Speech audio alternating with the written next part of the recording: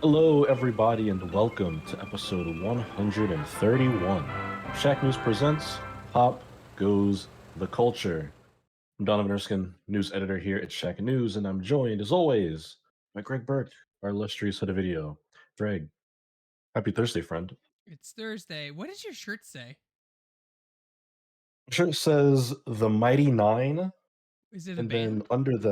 under that it says Seekers of Adventure and Coin, and Donuts, and Shiny Things, and Educational Smut. It's a Critical Role shirt. It's from one of their campaigns. Their Oh, okay, party, okay, all right. yeah, their party. Their second campaign, their party was called the Mighty Nine, but it's like nine isn't like the German nine, The not Mighty the number No. nine. That's the what it Yeah, means. Okay. yeah. It was their party name, so I bought a shirt because I enjoyed that campaign quite a bit. So that's all it is. It's got a little D20 there. Um, but I was gonna ask you what your shirt says, and I looked, and it does We're the not same here to thing. talk about Uh, shirts. no, we're here to talk about movies, television, entertainment, really all the good stuff. Of course, we've got a whole tray of stories to talk about, as well as a boatload of stuff to review. So if you ever enjoyed the review segment of this show, boy, do we have a segment for you coming up in the latter half of this program. But before we get into that, first, Greg, let's start off with a bit of an in memoriam. Now, I feel strange because usually whenever somebody passes away and we open our show with that, it's usually a bit of a more somber tone. I feel weird for sounding like upbeat or chippy about this, but I feel like you can't do anything other than celebrate the life of Roger Corman, who passed away around a week ago. I believe the news ended up being reported a couple of days after he actually passed away. He was 98 years old, and he was a very beloved filmmaker. And I think one of the things about Roger Corman is very interesting is that he's not like the flashy director name. He's not like a Spielberg or a Christopher Nolan, but he is like arguably more influential than both of those people, and probably many more. He is very much like your favorite filmmaker's filmmaker, kind of a kind of a person. He's kind of deemed the king of B movies, the king of indie films, and the amount of careers he was responsible for spawning is insane. When you look at his resume, like Martin Scorsese, you don't have without Roger Corman. James Cameron got his first job in filmmaking working as an assistant to Roger Corman on one of his movies. I believe on the Terminator 2 featurette, James Cameron tells a story of working with Roger Corman and like the lessons he took as a director. And I believe he has a quote where he says like, "If my hands aren't dirty at the end of the day, then I'm not really directing a movie." Because Roger Corman had such a hands-on approach to filmmaking and like an attitude of just like get it done no matter what, however tight budget, tight schedules, whatever. And obviously, he did direct a lot of beloved stuff himself. Throughout his career, he did Little Shop of Horrors. It's probably I think his most known commercial successful film. But he did House of the Usher. He did a couple of Edgar Allan Poe adaptations, and he had the last movie he directed was in 1990. He produced a lot of things since then and before as well, but he just had such an expansive career over his near century of life. And then, obviously, in his passing, you see other filmmakers like John Carpenter putting out statements. I'll read what John Carpenter tweeted. He said, "One of the most influential movie directors in my life." He added that he said, "It was my privilege to know him. He was a great friend. He shaped my childhood with science fiction movies and Edgar Allan Poe epics. I'll miss you, Roger." That's John Carpenter talking about movies that shaped his childhood. You just think all the stuff he's done. So yeah, I wanted to open this up, shouting this out to him. And also should mention that like he's also in the years leading up to his passing was a big like convention person. He would go to like conventions, horror movies, conventions and stuff, meet fans, aspiring filmmakers, chat with them, give them advice. So definitely a legend of the craft. Dude, he produced 491 films in his lifetime. That's That's amazing. insane. Hmm. Yeah, insanity. Just so many careers he touched, and it's one of those where like again, it's not the flashy name like a lot of standard movie watching people might not even recognize the name Roger Corman. But you talk to anybody who knows the film business or the industry or has worked in it, and it's like he has touched almost everything. And people are like, man, this industry is not the same without him and what he's done over the years. You and I talk all the time about indie movies versus blockbuster cinema and budgets and studio control and whatnot. But like he was like the pioneer for indie, you know? Like he was the dude carrying the torch, getting indie movies made when no one else could make it happen Well, for he decades. definitely knew the. I mean, I think I've watched like a not a documentary about him, but he they was featured on thinking like a trauma documentary or something like that, like talking about like the process. And I know like he's very you have to be very business savvy, like you know what I mean. Like even if you make a terrible movie, if you can get distribution for it, you can make money on it. You know what I mean? Like that was the whole concept, right? You don't need to make Mm, $100 million movie. Hollywood should take a lesson, right? They don't have to be cheesy and low budget, but like you don't need to do the $200 million blockbuster. You know what I mean? To make money, you can still make money. You know, like without having to do that. mm, And I think that's his best example. He produces 3 or 4 films a year for like every year. Like it's mhm. insane. But like you have to have it's that business side of it, right? Like he understands like let's just make a movie. You know, let's make a movie. Let's make it cheap. Let's put it out there, and then if it does well, whatever. He's already on to the next one. Like he kept busy. He kept super busy. It's really impressive. Yeah. Yeah, it's just like so clearly had an enthusiastic just love for movies and people who make them, you know? Like you don't produce 400 plus movies. I believe all of them really just independent movies just to do it or even for the money because there's more money to be made in the film industry than in independent production. So I think it's just cool to look back on, cool to reflect. He did pass away this week, but it's like 98 has accomplished everything you could want to do in a film career. Uh, he's leaving an amazing legacy behind. So, R.I.P. to Roger Corman. Reminds me a lot of the Thank director you in the for all the '60s and the work. '50s that Tim Burton drew inspiration from. Ed Wood. Reminds me a lot of Ed Mm, Wood, right? The people have these visions. I don't know if you know anything about Ed Wood. Do you know anything about him at all? So negative. he was a '50s director, and he did really bad B movies that were just terrible. But like, and did Tim Burton ended up doing like kind of a mockumentary film about him like making a movie, and like I don't know how accurate it is like in terms of portrayal, but it was great. Like Johnny Depp played Ed Boon, and he was like into cross dressing. Like he did all that. He was a weird guy that did all this weird stuff, and actually got to make movies in the Hollywood system in the '50s. And like his movies have like a ton of mistakes, like when people knock over sets and they keep that take because they didn't have enough film to fix it, right? So like they're really bad movies. I highly suggest you watch them just for the comedic value because he made a movie, but man, it's just he did not know what he was doing, but he got the opportunity, which is funny. Yeah, it's crazy how you can always trace those lines back, right? In football they call them, or in sports they call them coaching trees, where like the head coach for a team you look at his resume and like, oh, he was the assistant head coach for this legendary head coach who was also the water boy for this guy back in like the 90s. And it's Yeah, just there's always a path. And it's the same here, right? Where you can look at James Cameron now, who James Cameron himself is like inspired and created countless careers in filmmaking. But then you look back and like, oh, well, he wouldn't even be here if it was for Roger Corman. You look back, he was inspired by somebody. So I always think it's cool to look at the roots of where people came from, where that original inspiration was, or that original opportunity. So yeah, I think that's a good way to button that story up. Now, Greg, on to a more happy news story. I'm not saying happy as in the emotion, but happy as in Happy Gilmore, because Happy Gilmore 2 is happening. And guess where it's happening? Netflix. Are you surprised? You shouldn't be because Adam Sandler and Netflix have like a blood pact to make movies with each other until the inevitable heat death of the universe. And this was something that was rumored for a little bit. It's one of those things where, like, for years, you ask Adam Sandler about it or people in his camp, and they're like, "Oh, talks, discussions, the story, blah blah blah." He's had this deal with Netflix for many years now, where they produce and distribute films together. And I believe it was a few weeks ago we got a report that, like, oh no, it's actually happening. Like, a script is like in the final stages. People are signing on. And then this week, Netflix themselves announced it. They said, "Yep, it's happening. Happy Gilmore 2 is happening, and Adam Sandler is coming back to play his iconic role." Greg, are you excited for Happy Gilmore 2?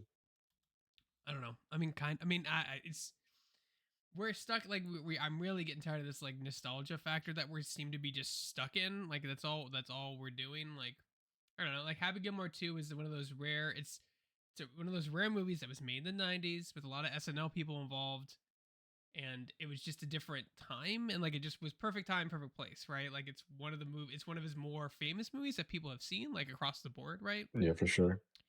And I don't know, like I've watched some of his newer stuff, and like, and I've read a lot about Adam and like what his career and like what he's gotten. Like apparently, like he's super easy to work with. Like that's like the big thing. People enjoy working with him. He's very easy. He's not confrontational. He's not Seems like a argumentative. cool dude. Right? He's a really chill guy. But like Nicole made me watch that movie with Jennifer Aniston, and like I feel Murder like mystery.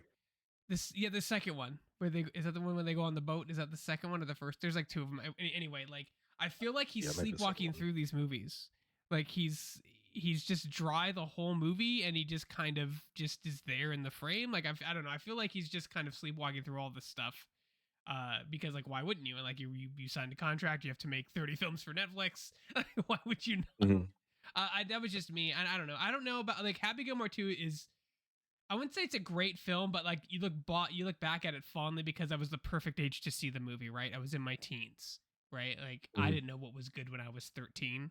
You know what I mean? Like I was a stupid teenager, and like I think that, and then you look back at that movie, and it's one of my brother and I's favorite movies of all time. But that's just because of the time and the age and the timing. Like I don't know if a sequel this long afterwards works.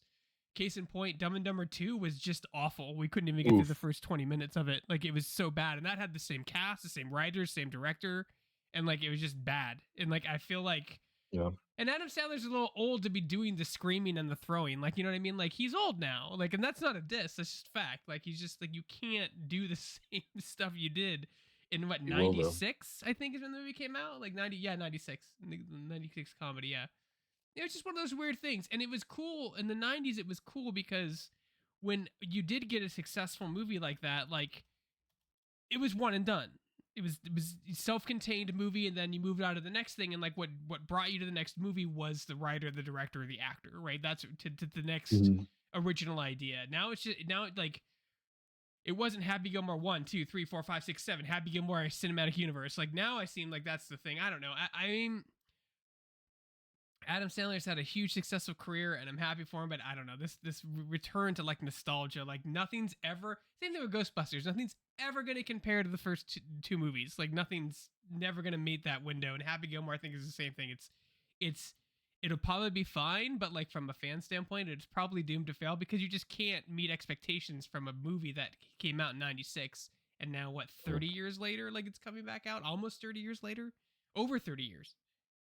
Can I math? 32? Like 30, long What year did time. the first it's been it's been less than 30 years. It's been like 20. 25, 20 Okay, so somewhere in that 25 range. years later, I Coming up just don't on know if 30. it works, man. I don't know if it works. And like we talked Mhm. about before, like Netflix is desperately throwing as much stuff into the wind as possible to try to get a hit. Um, Yeah. yeah, I have no clue. I'm not super confident in it. I think that we really need to move away from the nostalgia factors. Like it's becoming so formulaic. Like what's gonna happen?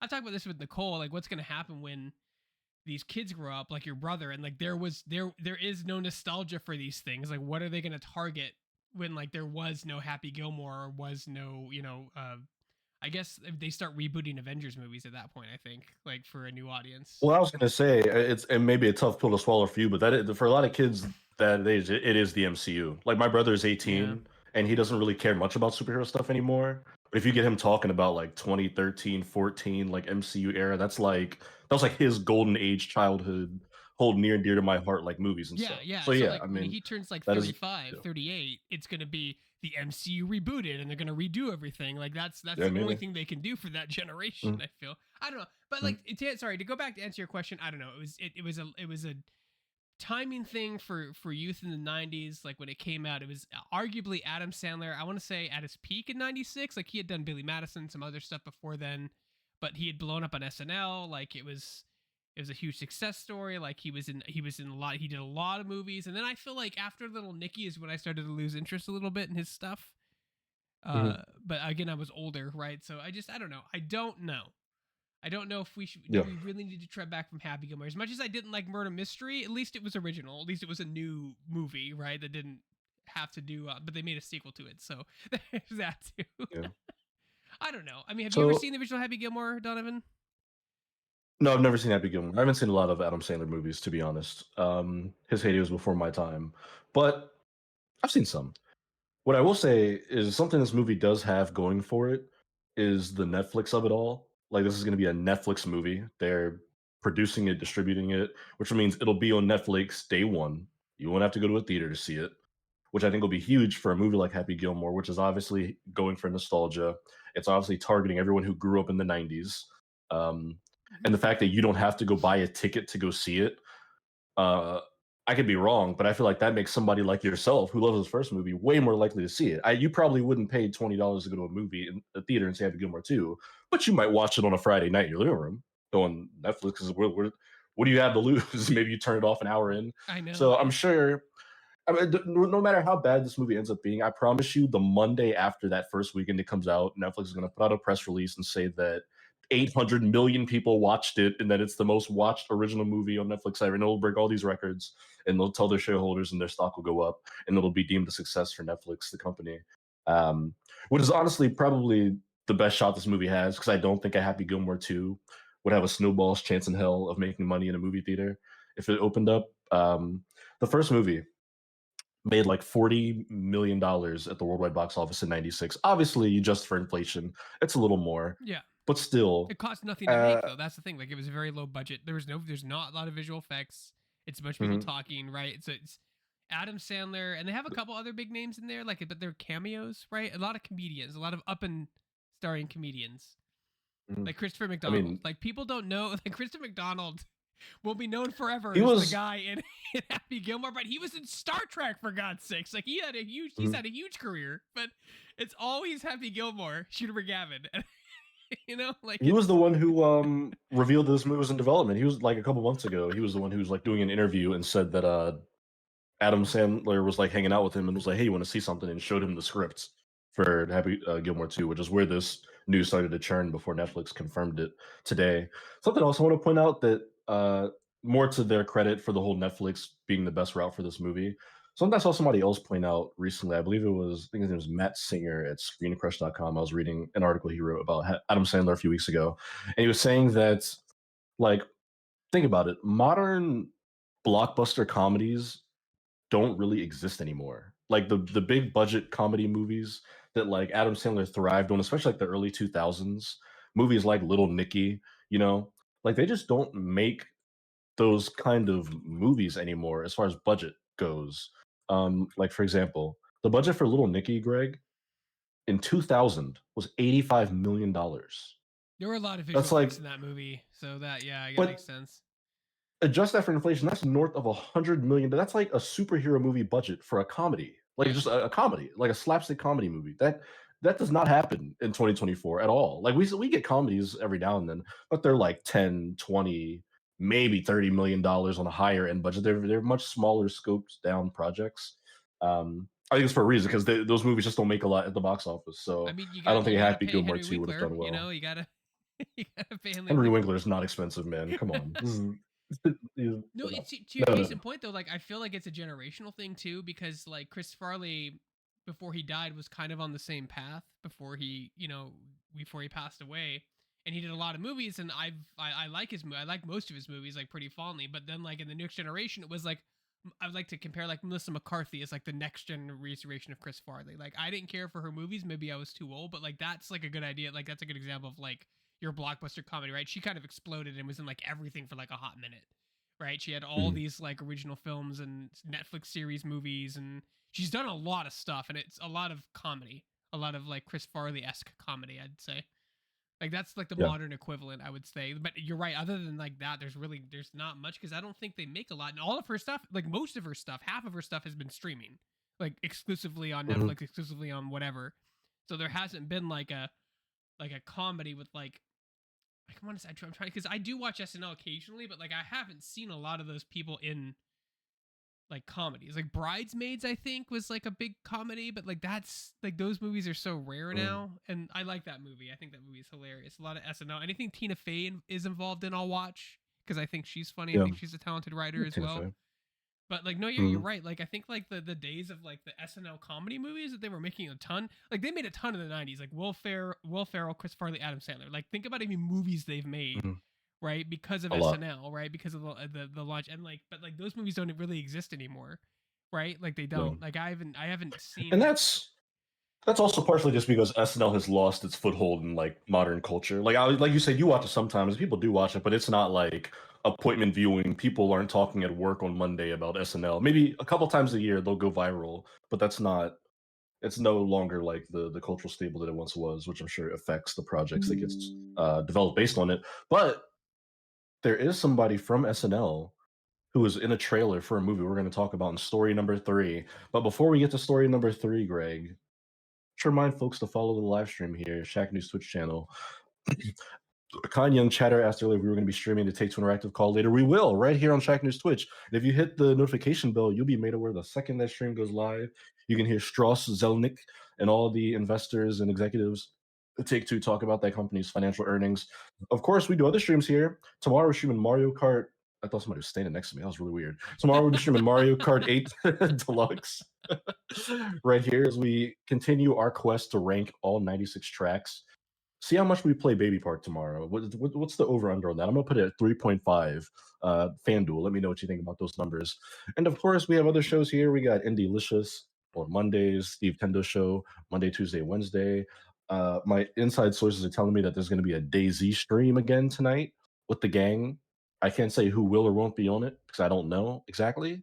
But if you like the survival streams, they will be returning this very evening. And of course, we're on other platforms. Twitch is only a small slice of what we do here at Shack News. This is just the icing. Let's get to the real cake, Greg, which is shacknews.com. And then all the social medias on Twitter, we're Shack News, Instagram, Shack News Media, Facebook, just Shack News. Um, and if you use our hashtag on Facebook, they make you capitalize the N in Shack News, which is just terribly, terribly offensive to all of us every time we see it. It is. And I can't tell you how many times you've seen the Accolades trailer. We're like, oh, there's just space, yeah, and then there's an N. the We're like, camo cases. oh, Oof. why? The space is so harsh. It's the it's terrible to see. Also, we're on TikTok. A lot of vertical video platforms that we're utilizing. Speaking of video, we still do the classic 16 by 9, your grandfather's landscape YouTube videos. That's still a thing that we do here. And Greg, you kind of spearhead all of that stuff. So what's been happening over there? Yeah, so we have a ton of stuff over at we have three channels. Excuse me. We have Shack News interviews, Shack News, and then at Shack News VODs. The VODs self-explanatory. They're all the stuff here, unless it gets blocked. The show tends to get blocked a lot because robots don't know what fair use is, but that's okay. So on the Shack News side, that's all our feature content, our gameplay, our reviews, guides, everything you like. Our earnings calls even go up there. So we have like Vampire Survivors, Operation Guns. We have Vampire some Diaries. Neurodiver extended gameplay. Ozzy did an awesome little video about Bomb Warrior for Hearthstone. If you're into that, check that out. Like, of course, in our short game is on point with guides, memes, clips from interviews, news, event coverage, everything you'd want to see from that end. And on the Shack News interview side is exactly what it sounds like. Interviews. TJ just did a Daisy Frost line expansion interview with a dev, one of the only people to interview him at the event he went to while he was in Europe, He which was is in Prague. which Yeah. is awesome. And like I actually posted it on Reddit, and people were thanking me. Weird. That's a weird concept, but we also have like a lot of indie stuff from GDC, Fallout, CEOs, technology, game devs. Like it's so much content that I'm never gonna catch up, and I'm drowning. So please check out those channels if you have a chance, and subscribing and watching, sharing the videos helps equally as well. So yeah, check those out if you guys have time. Oh yeah, and of course, if you are watching our live stream, you can subscribe. If you're an Amazon Prime subscriber, you can do so at no additional charge. You get one free every month to use here on the Shack News Switch channel. We would greatly appreciate it. Thank you so much for watching. Now, I teased earlier that our third story had an SNL tie-in. That's because Bowen Yang is in the Wicked movie, which I didn't know until I watched the trailer that we're going to talk about right now. Because Greg, yesterday they released the first proper trailer for Wicked. They did like a teaser or a TV spot, as they called them during the Super Bowl, which was more like a 30-second, not really show you anything, just announcing the movie exists. But now we got our first full trailer, and boy, this is a long trailer. I was like halfway through this trailer, and I thought I was watching the movie. It was like it's a 3.5 minute trailer. It's so long. But this is our first full look at the Wicked movie based on the very beloved, very iconic stage musical Wicked, which is in and of itself a spin-off prequel to The Wizard of I feel Oz. like that show has So been like on for like a decade. because I remember when it first launched, I was in Yeah, it's LA, been and maybe then even like, longer and than I that at was this in point. college at that point.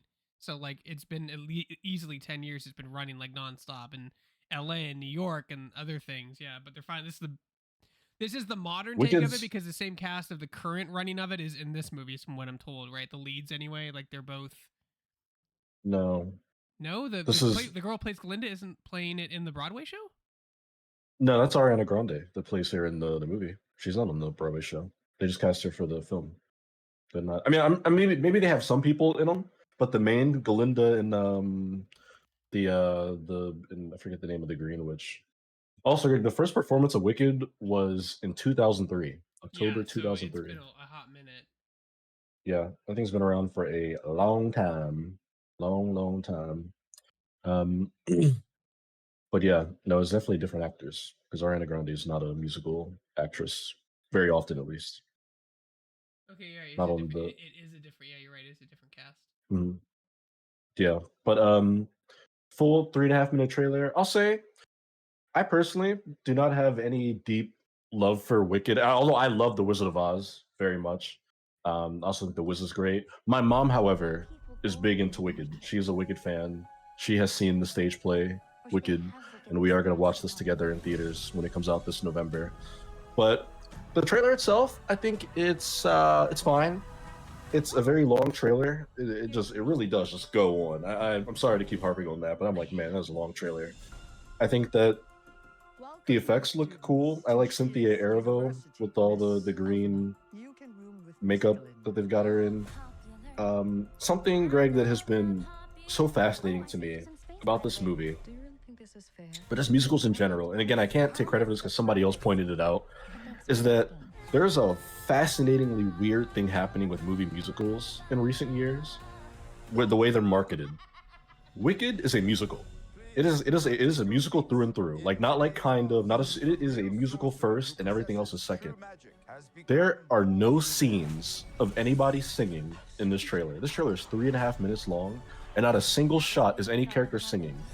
But I can guarantee you that from beginning to end, people are singing in this movie, and that's not an accident. It's intentional because the people who distribute these movies don't believe that audiences want to see musicals, so they hide the fact that they're musicals in the marketing. If you just take it, just pretend like Wicked wasn't a phenomenon for the last 20 years. Pretend you'd never heard of it. You just saw The Wizard of Oz and you saw this trailer. You would just think this was like a random prequel to Wizard of Oz and nothing more. You'd have no clue as a musical. You could hear some songs in the background during some scenes, but they just sound like regular movie music, like you get in any film. But they hide all the actual musical numbers in the trailer. And there's another recent example of this, Greg. You remember the Mean Girls musical that they just released in theaters like Yeah. 3 months ago? Go back and watch the trailers for that. No music in any of the trailers for the Mean Girls movie. They play it in all the marketing like it's just Mean Girls the movie, straightforward narrative, no music, and it's intentional because they're afraid that if they tell people this is a musical, then no one's going to go see it. In fact, I remember opening night of Mean Girls. There was a tweet that went viral. Somebody was like being in. First of all, don't record in theaters, but somebody was recording in the theater, and it's like the first time somebody starts singing in the Mean Girls movie, and the entire audience groans. Everybody's like, "Oh no," because they didn't know it was a musical. They bought tickets to go see this movie. They didn't know they were watching a musical because Got him. they hid it. They hid it in the marketing because they think people are horrified to go see musicals, which for some people is the truth. Some people don't like musicals and won't go watch them. I do like musicals. I'll happily watch a good musical, but I think it's so fascinating that this is a thing. I also think it's horribly irresponsible because one, it's already a struggle to get people to go see movies in a theater. Like that just doesn't happen the way it used to anymore in our society. And the last thing you should do is build distrust between audiences and the people making movies. Like if you convince somebody to go out and see Wicked and then they're pissed because it's a musical they didn't know, like that's just such a fail. But I thought it was such an interesting point. I'd love to read. I got to seek out there maybe like some features or articles about this phenomenon. But just the idea that like studios are like, we cannot let people like they like the idea enough to greenlight it and make the movie, but they don't want the commercials and the YouTube ads to tell people that hey, this is a musical. I think that's just bizarrely fascinating from a business sense. But Yeah, I mean they've been doing Wicked. that. They've been doing that for decades. I talked about the Man of the Year movie. Remember that? Like it was marketed as a comedy and it was a political drama. But every trailer you look at that with Robin Williams, you're like, oh, it's a comedy. Mm. So it's like, oh, that's fun. No, but it wasn't. It was a political drama. Like it's kind of a lot like what we have to deal with on the journalism side or on the video side. Even on the video side, like you have to trick people to watch your video. If the information is in the headline, they will not read it. If they will not click the link, they will not read the article. You have to like give them just enough information or just enough of a tease to like they actually want to click and read more. Because like if the information, like look how bad it is in like our industry, right? Like people, they just read the headline, react to the headline. If all the news is in the headline, they're not going to click. They're just going to instantly react, even if it's like different than what, even if the headline implies something that's different than what's in the article. No one reads, right? No one will watch a video unless it's in the goddamn For You feed, because like they can't be bothered to search anymore, and they just have to be fed something. And like it's just marketing, right? It's interesting because like they have Ariana Grande as a well-known singer, and like I said, this has been on in 03. How would you not know it's a musical? Have you been living under a rock? Even if you don't like this movie, like you know what I mean, or the play, Yeah. like you've heard about it. Like it's one of those things you can't really avoid it. So I don't know. It is weird though. It is. Or maybe they're saving the musical numbers so that people really want to go see the movie. It could be that way too. They just want to save that for the movie. Maybe. I mean, certainly maybe, but again, it's like the main reason people love Wicked is because the music's so good, right? It's similar to Hamilton, where people just like the historical stuff is cool and interesting, but it's the music. Like people listen to those soundtracks, and it's like iconic, and people sing them at parties, and they do karaoke and whatnot. So you would think the music is what you would sell it on. You have Ariana Grande, who is a very talented singer. I'll hide my bias, but she's a very talented singer. You would think if you got this woman singing in this movie, that'd be like up front in the trailers. You're trying to get butts and seats. But again, I think that your point about Wicked being so popular, everyone knows it's a musical. I think that just makes this even weirder, right? Like, who are you fooling? Everyone knows Wicked's a musical. I've never seen it. I know what it is. Mean Girls, not so much. I think they definitely got away with not marketing Mean Girls as a musical when it was one, and that movie suffered at the box office as a result. Now, what I will say, Wicked is not going to suffer at the box office. I'm going to go out on a limb here and say this movie's going to make a lot of money because it's based on a very beloved Broadway production. But I don't know. I think it's interesting to talk about the trailer itself now, to get away from my like weird conspiracy trailer stuff. I think it looks interesting. I think the designs are very neat. This is a project that has been like in the works for so many years. They started filming this movie, man, like, or they were in the pre-production like 2-3 years ago. Like they've been working on this movie for a long time. Those things take a long time, yeah. It is a lot of visual effects. It's a lot of numbers, a lot of choreography and whatnot. But it has been like a massive undertaking putting this movie together. I know it's like supposed to be a two-parter. They were originally making it, and then John Chu announced they were splitting it because there's so much shit going on, which we'll see how that works out. I don't know. I'm looking forward to seeing it. I don't know if I think it'll be very good. I just look forward to hearing the music because I've never seen Wicked itself. Like I know what it's about, but I've never seen the actual Broadway play. But I do love a good musical. I love Cynthia Erivo. I love Ariana Grande. And I do love The Wizard of Oz. I think that universe is cool. So I'm willing to give it a shot. But I think this movie's probably going to make a shit ton of money in November. I just can't, like, you know, just remember when you watch it that a marriage was destroyed. When you watch it, remember that. That is true. I can't believe a marriage was destroyed for this. That's what my wife said when she saw the trailer. And she said, he's not even cute. That's what she said. Hey, you know, to each their own. To each their own. Ariana, shame. To each their own. Hey, look, you know. Nicole's like, he must have a great personality. I said that or a magic dick. One of the other. He's funny. He's funny. He's a funny guy. I told you I had a joke in the show that when I showed my wife this, that's what she said. After the trailer was over, she was like, I'm rejected for this. That's true. Look, that's okay because in a movie and be funny, and then you can snake in. You just gotta. I am willing to try. I'm willing to try. I think I'm a funny person. I think it could work. You're very dry. It works that's look. That's okay because you know, on the scale of like bad things that have happened in the process of making movies, you know, that's closer to the tame side, I'll say, in the history of filmmaking. But yeah, I'm looking forward to seeing how this one turns out. It's a Universal joint. Yeah. Which, you know, they're on certainly an interesting streak. We got Michelle Yeoh here in the trailer. I'm trying to think of like the last movie musical that made a lot of money. Maybe like The Greatest Showman. The Greatest Showman do well? Chicago, I think. When was that? Chicago was huge. Like that movie was huge, and it like took home like every award. It was a big. La La Land was also huge. I La La don't Land think was it was huge. I don't think it was on the same level as Chicago though. You talk about like It expectations, didn't. like I was specifically talking like financially. Like La La Land was beloved, was nominated for Best Picture. I love that movie. I just rewatched it in theaters last month, but I don't think it made a shit ton of money. The Greatest Showman made $435 million, which is a lot, $500 million for that musical, 2017. So that might be the last like massive hit for a musical. Um, and I imagine I'm gonna go out on a limb and say Wicked will probably beat that number just because it is such a cultural phenomenon. easily, yeah, Yeah, easily. yeah, Like, have it'll you be ever a have you ever good been to one. like you're really close to New York? Have you ever like when I say really close? I live in the I northern know. part of California, so everything's 8 hours for me. So if you're less than 8 hours, that's close to me. But like, Yeah. you're relatively in closing distance to New York. Have you ever been to a Broadway show? Like, have you ever seen a musical like in person?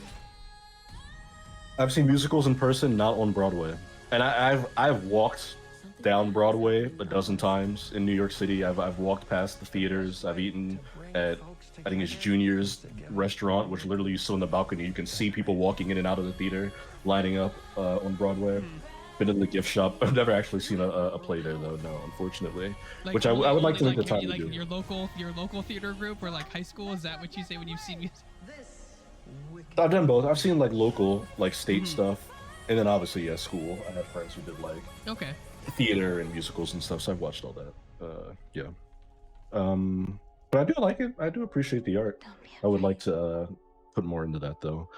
But yeah, I'm just very curious to see how Wicked does. I think that Cynthia Erivo, very talented actor. She is great. What She's else good has in she been really, in? Cynthia Erivo, she has been in. I think she played Harriet Tubman in a movie or a show. It was a movie. She was Harriet Tubman, but she did Pinocchio. She was in God, Bad Times at the El Royale. I remember that movie. That was an interesting movie.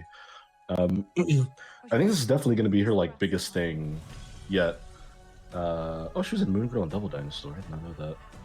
Um, yeah, so she's popped up on some smaller projects here and there, but she's one of those actors that like whenever she does pop up, she's great. She's also done a lot of voice work over the years. And then obviously Ariana Grande, great singer. RM Squire says your volume is a bit low, Greg. I kicked it up a Um, bit. Hopefully, it's better now. oh, cool, sweet, yeah.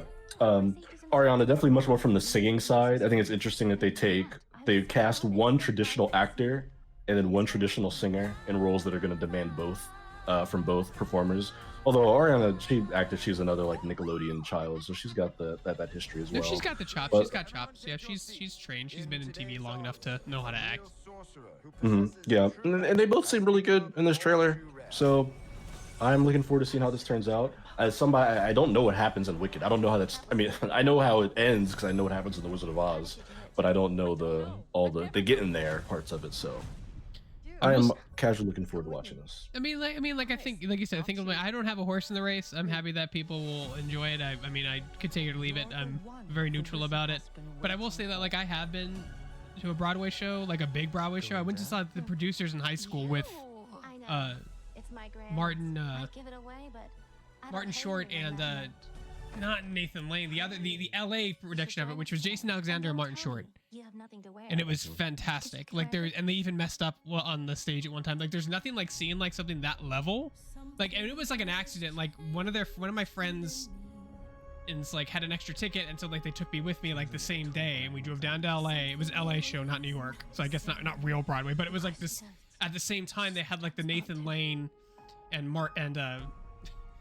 what's the guy that guy I can never forget. I Oh, always Martin forget Short? his name. Ferris Bueller. I always forget. I don't know. Not I Ferris can find it for Bueller. you.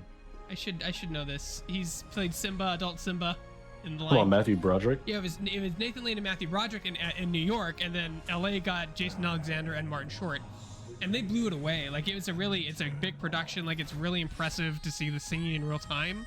You know what I mean? Like it's all happening in real time. Like there is no editing. You know, there is no do-over. There is no making the frame as clean as possible. Make it look. You know what I mean?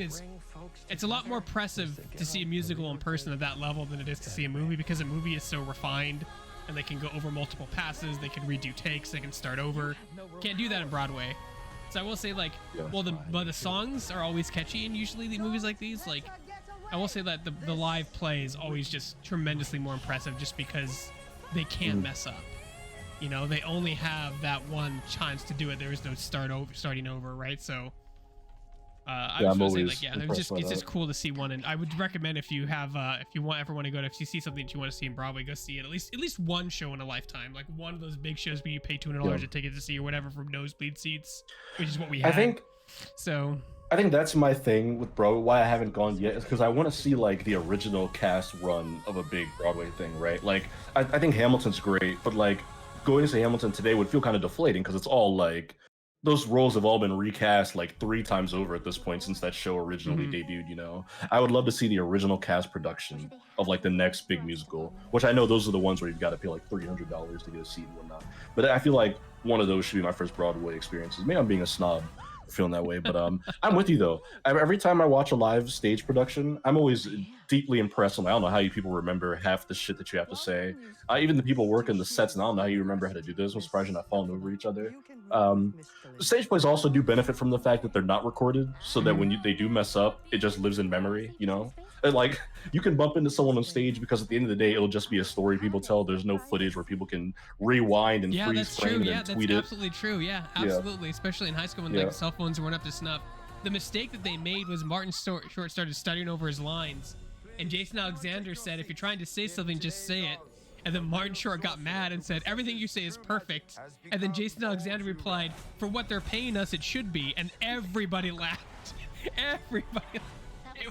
It was just Yeah. like those rare organic moments because of fucking cell phones you don't get anymore. You know, I'm dating myself, but it was just a cool, like I said, go see one. Like if you ever see something you're slightly interested, Donovan, like slightly, if it's a brand new Broadway play or whatever, go see it. Because we never saw, like, I wanted to see Harry Potter and the Cursed Child, and they were playing it in San Francisco. Tickets were $500. I was like, I'm not paying. I understand it's a production. I understand it's very pretty, but I'm like, I'm not paying $1,000 to see a Broadway play. Can't do it. Cannot do it. Mhm. It's a little too Well, much for Greg, my blood. Home Part of the Cursed Child is currently playing this weekend on Broadway. Tickets starting at $75, so I'll see you there, man. Yeah, Um, go see that. Let me but know how it is. So it's got to be like it's got to be like an off Broadway one, because the one in San Francisco was just, it was that big. It's just, I guess there's a lot of pyrokinetic effects, and that's how, like, because I was looking, I was like, why is it so expensive? Like even that, like, but I guess it's just what it is, because production, big production. mhm. There's also probably the original cast, which is always expensive to see the action Probably, to yeah, see because the like original they do run. a tours. Like for those of you a little young, like in music, like theaters used to do tours across the United States from New York to California. They'd stop at different playhouses and do them. Mhm. Still do that. Like some of the few when the new ones come out, like Hamilton did that when it first came Yeah, out. They don't do producers it. did that. Again. Hamilton did that. Wicked Yeah. did that. Like, you know, the big ones do that. The big popular ones usually do that. Yeah. I went to school with the guy who played Michael Jackson on the Broadway thing. He just won a Tony for Oh, it last. nice. He's not. He left the play. He's doing other stuff now, but he was a part of the original cast run of like I think it was just called Michael, and he toured around the U.S. and then like performed a bunch of different places and won an award. But yeah, it's a very interesting side of the entertainment industry. I look forward to seeing Wicked just because I think my mom's going to be hyped up about it. Yeah. So if nothing else, I'll enjoy it vicariously through her in the theater. Now, Greg, speaking of enjoying things, it's been a long time since anyone's enjoyed something with the title Tomb Raider on it. But worry not, worry not, because Amazon is bringing us a Tomb Raider television series adaptation.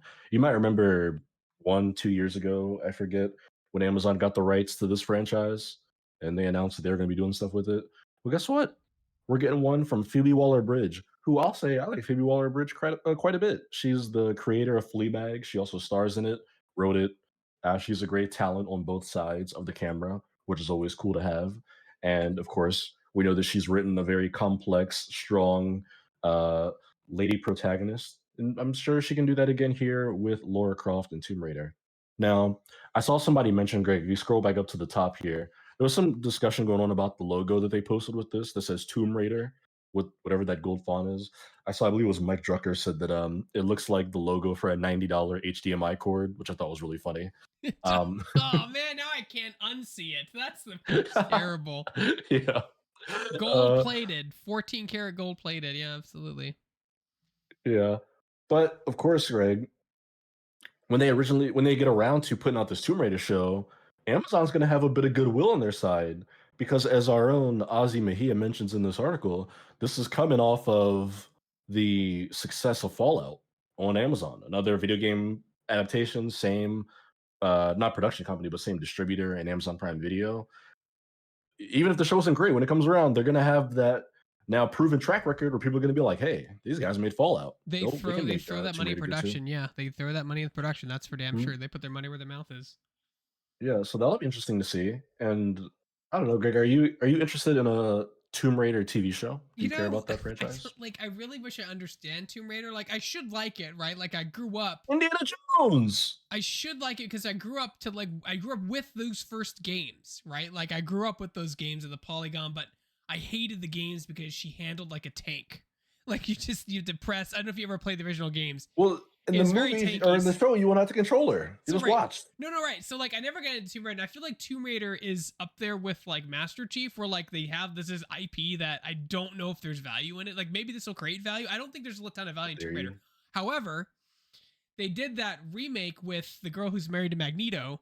That's how I know the Alicia Vikander. thank you. That's how I know, that's how I know her. She's a And great actress. like that did a lot of money overseas. So like maybe it's not as big in the United States, but apparently like in the international market, she's huge.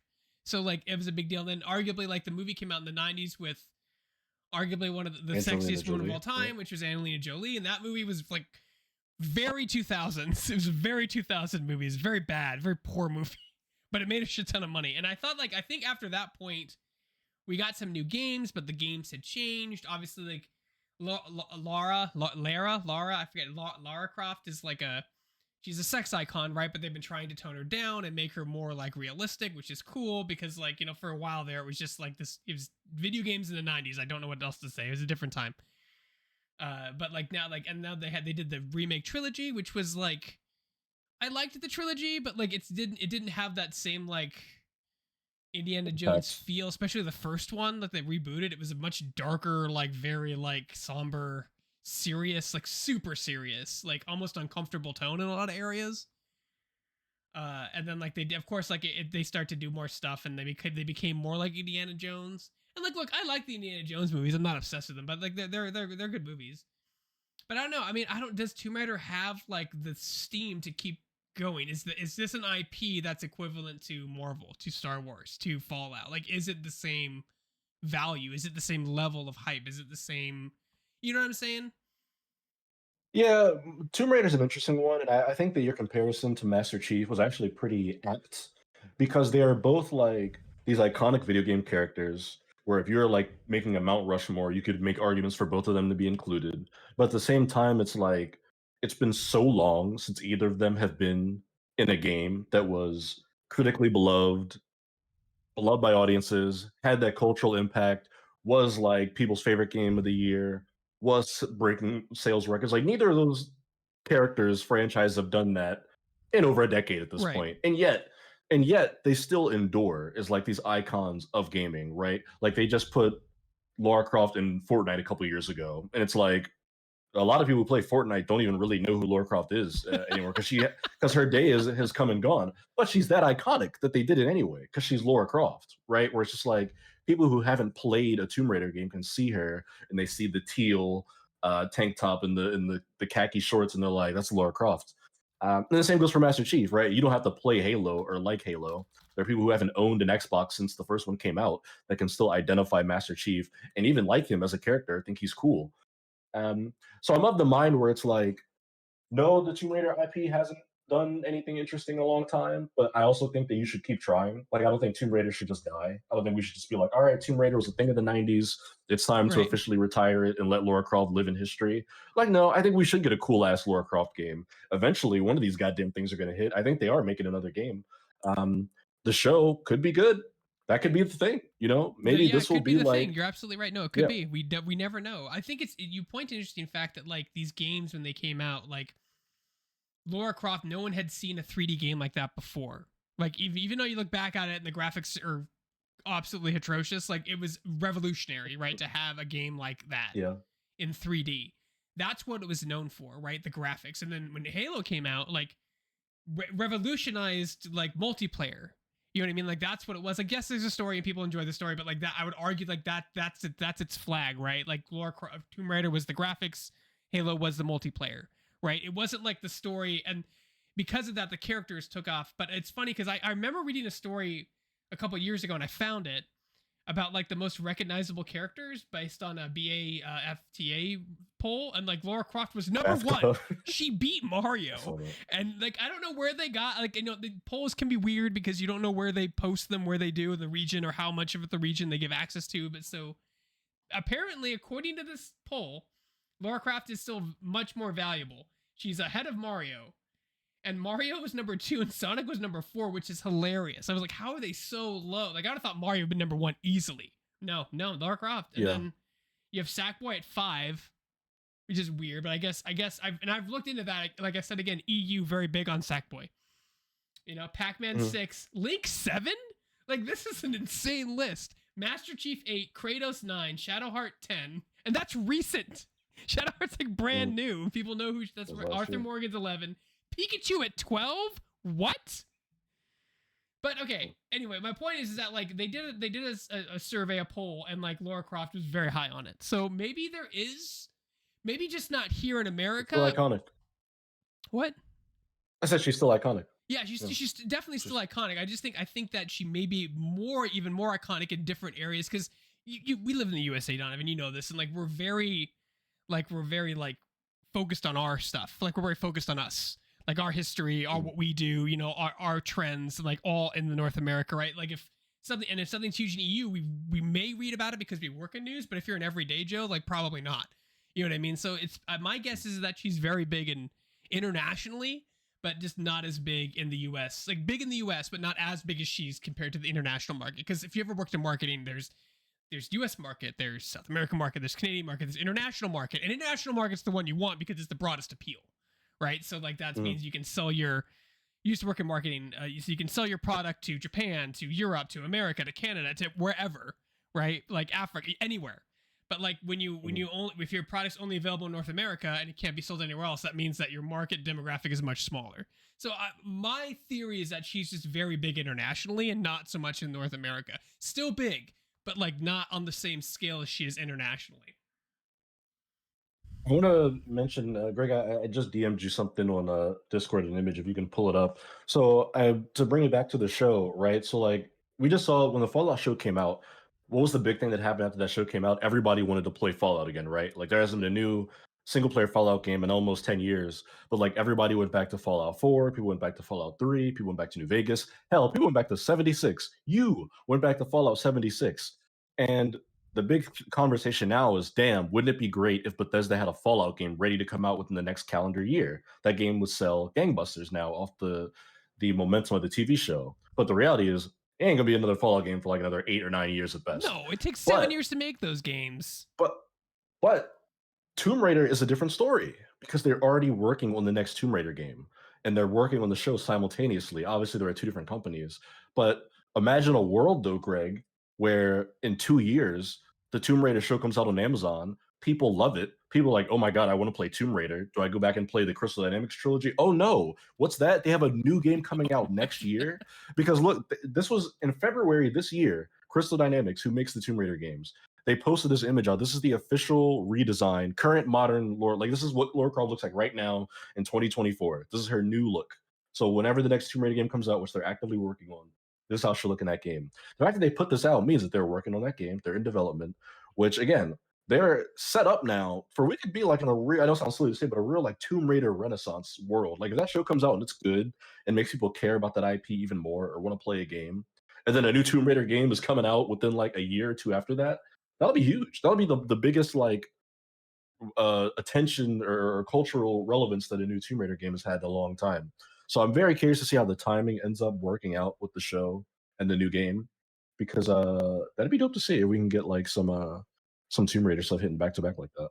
Yeah, and then just because I like to be cynical, like what if the show is awful and it just completely tanks and nobody buys the game because of it? That would be an equally devastating thing. But they have, I'll do honestly, that. like people, like the thing about people don't just try things, like they can't, like companies can't afford to just try things, like it's very risky to do that. So like there's been research, there's been a lot of work behind designing in the game and the movies, I'm sure. So like, and the TV show. So I'm pretty sure they're gonna keep it close to the chest and be safe. You know what I mean? Like they, Mhm. like, and it's like I said, it's Amazon. Like their productions are gorgeous. Like I would not. They actually do location shooting. They shoot sets. They actually use practical effects, which stuff like maybe like other studios, Disney would not do, right, or don't have the budget to do, right? Like they're whether they're Unreal screen. Sometimes there's not the budget for that, so they have to do the classic green screen. But no, I Mhm. think that I like this redesign. Like it's definitely more modern. Like there was a hot minute there where like it's just like I'm just gonna say it like if you grew up with Laura Croft Uh-oh. in the '90s and watched her evolution or de-evolution, like her boobs just got bigger and bigger and bigger, and her waist got smaller and smaller and smaller. You know what I mean? Like, and then they finally gave her like a realistic design with the Crystal Dynamics reboot, which I enjoyed that design. It was definitely more like realistic, right? And Mhm. this is again like I like the design. It's very realistic. It's more like she goes out and does stuff. You know what I mean? She's gonna be built. She's gonna be stocky. To this day, I don't like the casting of Wonder Woman in the DCUO just because like Wonder Woman's supposed to be like 6'7" and like built. She's not this Well, slender. Greg, well, she is tall. She is Gaga's tall, but tall. like I mean, like She's not stocky. but yeah, but like Hollywood would not put like a bodybuilder in that role. They just won't. It doesn't sell tickets, and like that's the Well, pathetic Greg, thing luckily for you, she's done. She's not playing Wonder Woman. We're not making another one of her movies. That universe is over now. We're in the James Gunn with the era. James Gunn So universe. I just yeah, so next I'm time not. you see Wonder Woman, it'll be somebody else.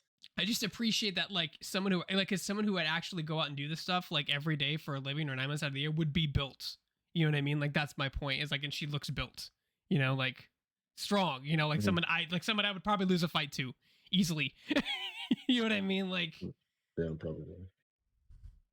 Yeah, she's a she's a legend. She's a legend of our game. I look forward to learning more about what Laura Croft has in store. I'm curious to see who they cast because you mentioned the Alicia Vikander movie recently. The movie did well. They were working on a sequel to that movie, and then the rights to Tomb Raider like got all like fucked 6 ways from Sunday, and then whoever ended up with them was like, "This ain't our movie." They just scrapped it. It just got yeah, like I mean, dropped in pre-production. I interviewed Camille Leddington like about that, and I was sideswiped because I normally get devs if I interview an actor, especially with a movie that has like I don't want to say controversial, but has like interesting like ideals around it or interesting stories around it. I like to be prepared for that. It's like one of the few. And they just threw me to the wind, and I had no questions for Camille Leddington. I was just like, so like why? I basically asked her. I think we could find it on the Shacknews Interviews channel. Like, why didn't you play Tomb Raider? And you could tell there was like definitely some drama going on behind the scenes. Like she wanted to, but they didn't want to cast her, or there was, Who was weird. this? Camille Leddington. Was she the voice actor? Yeah, she was the one who did the mocap and the voice actor for the new Tomb Raider games, I believe, or Oh, one of okay. yeah, very Yeah. famous actor, Okay. I mean, gorgeous actor. in that case, though, that's just like they never cast the actors from video games to play them in movies. That never happens. It's very rare. It sucks because everybody falls in love with the games first, and the voice behind the character is like the original version. But they never even in VO like even Charles Martinet couldn't land the role of Mario in the Mario movie. It's just the reality I think of making films versus video games that you're just not going to see that. I think people are getting their hopes up if you expect that to happen when they announce that they're adapting games into movies. Do I? Because Unfortunately, I I don't think know if that's right or wrong, but see if I it could just doesn't happen. find. I want to find it so bad. Is this it? I'm sure her heart and mind would have loved to play the character in live action. She's a working actor who clearly loves that character.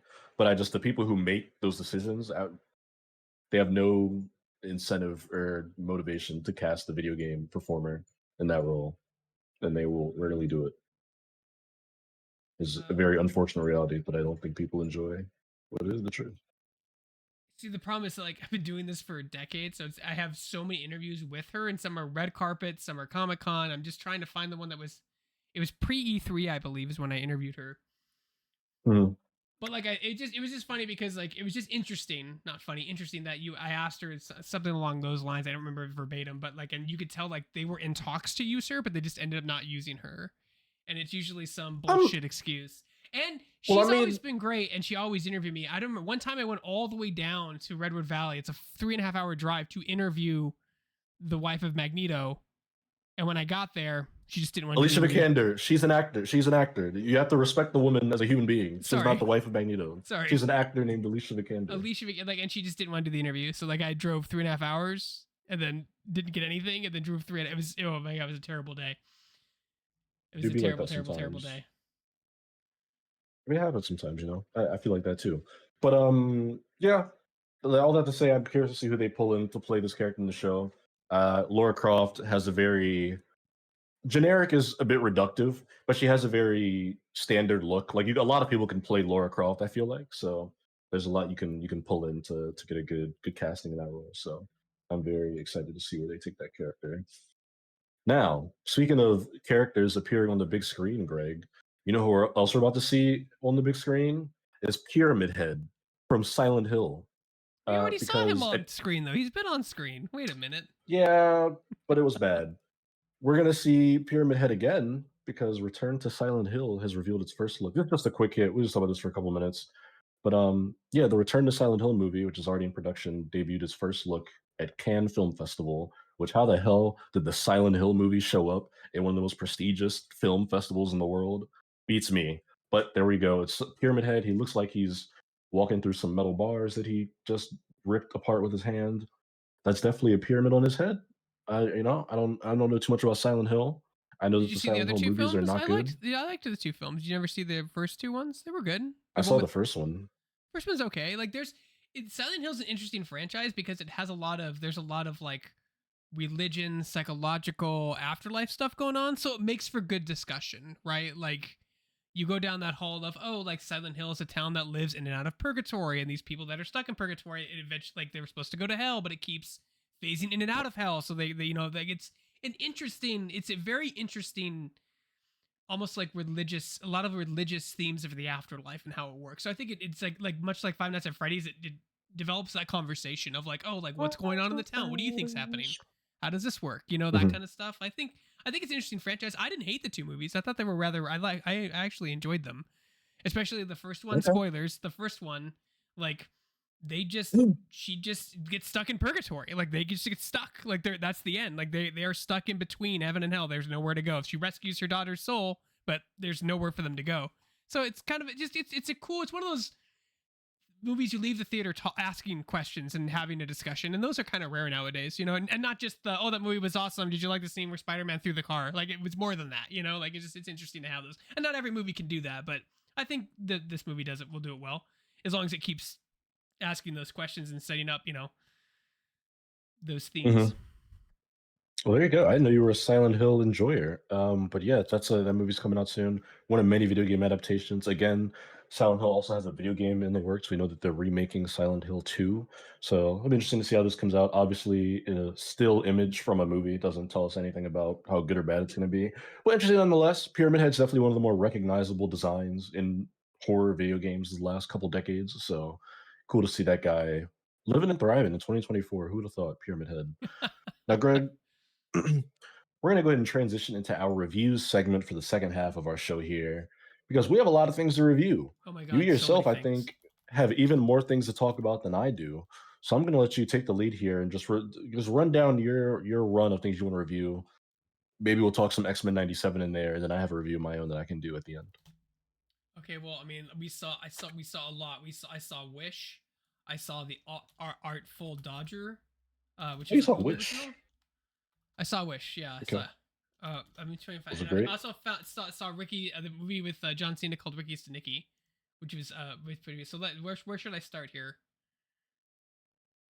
That was Oh, weird. we lost Donovan. I don't know what just happened.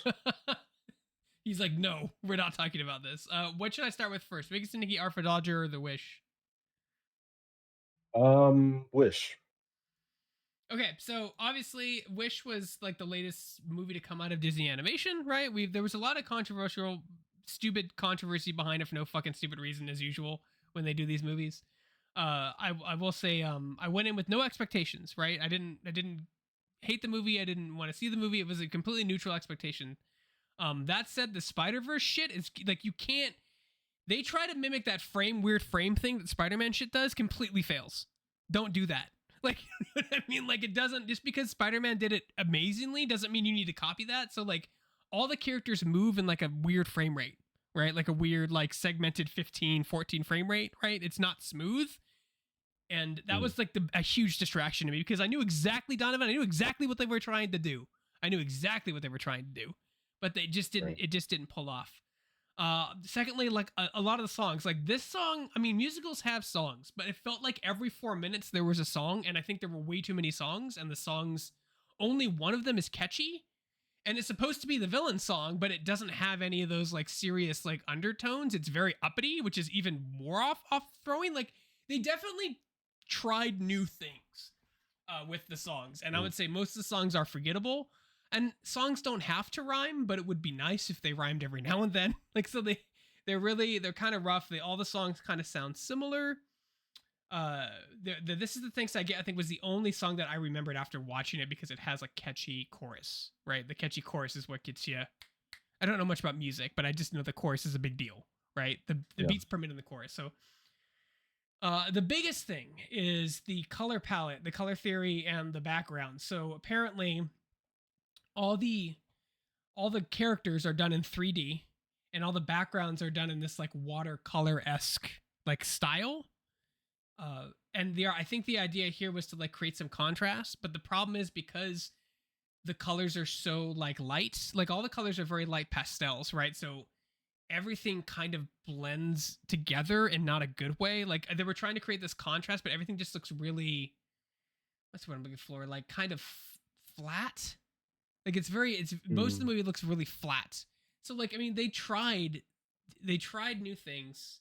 It didn't really work out. There's a lot of weird throwback to let me get rid of the stupid ad. There's a lot of weird throwback to like the classic Disney movies, like for some weird reason, shoehorned in for no reason at all. Like they have like the Seven Dwarves, and they have like a throwback to Little Mermaid and Sleeping Beauty. Like and it was to the point where it's almost distracting. It's just like she has a group of friends, which looks like a Nickelodeon movie from the early 2000s. If you know, ever watched this, and yeah. like they're supposed to be the Seven Dwarves, but it's like why? Uh, Like, why can't they be their own characters? Like, there's Sneezy, there's Sleepy, there's Bashful. Like, all of them are there, right? Doc. But it's just like, why didn't they just do their own thing? And the movie suffers for it. And I've read some reviews on it too, and they said the same thing. It gets really self-distracted with all the references and the throwbacks to other Disney films, which is really weird. Nicole liked the villain. Nicole and I watched it together, and she liked the villain, played by Chris Pine, I believe. I think that's his there name, you right? go. Yeah. But like they tried new things, they failed, and I hope that this means that we're not going to see any more animated movies from them because I would like to see more. Just once in a while, You you're will gonna definitely see have, more Disney animated yeah, movies. once That's in a gonna while happen you're for gonna sure. have a flop. You know what I mean? You're gonna try new things. Those new things won't work. You live and move on. But I'm worried about modern Disney. The way they move on is, oh, don't do it anymore. You know what I mean? That's the thing. Like we got the Princess and the Frog, not my favorite movie, but beautiful movie. Animation's beautiful in that movie. Didn't make a lot of money, and I don't think we got. I don't think we got another 2D animated movie after that. It was like that's movie's failure from the box office standpoint. Like Disney took that as lessons. Oh, people don't want to see 2D animation anymore.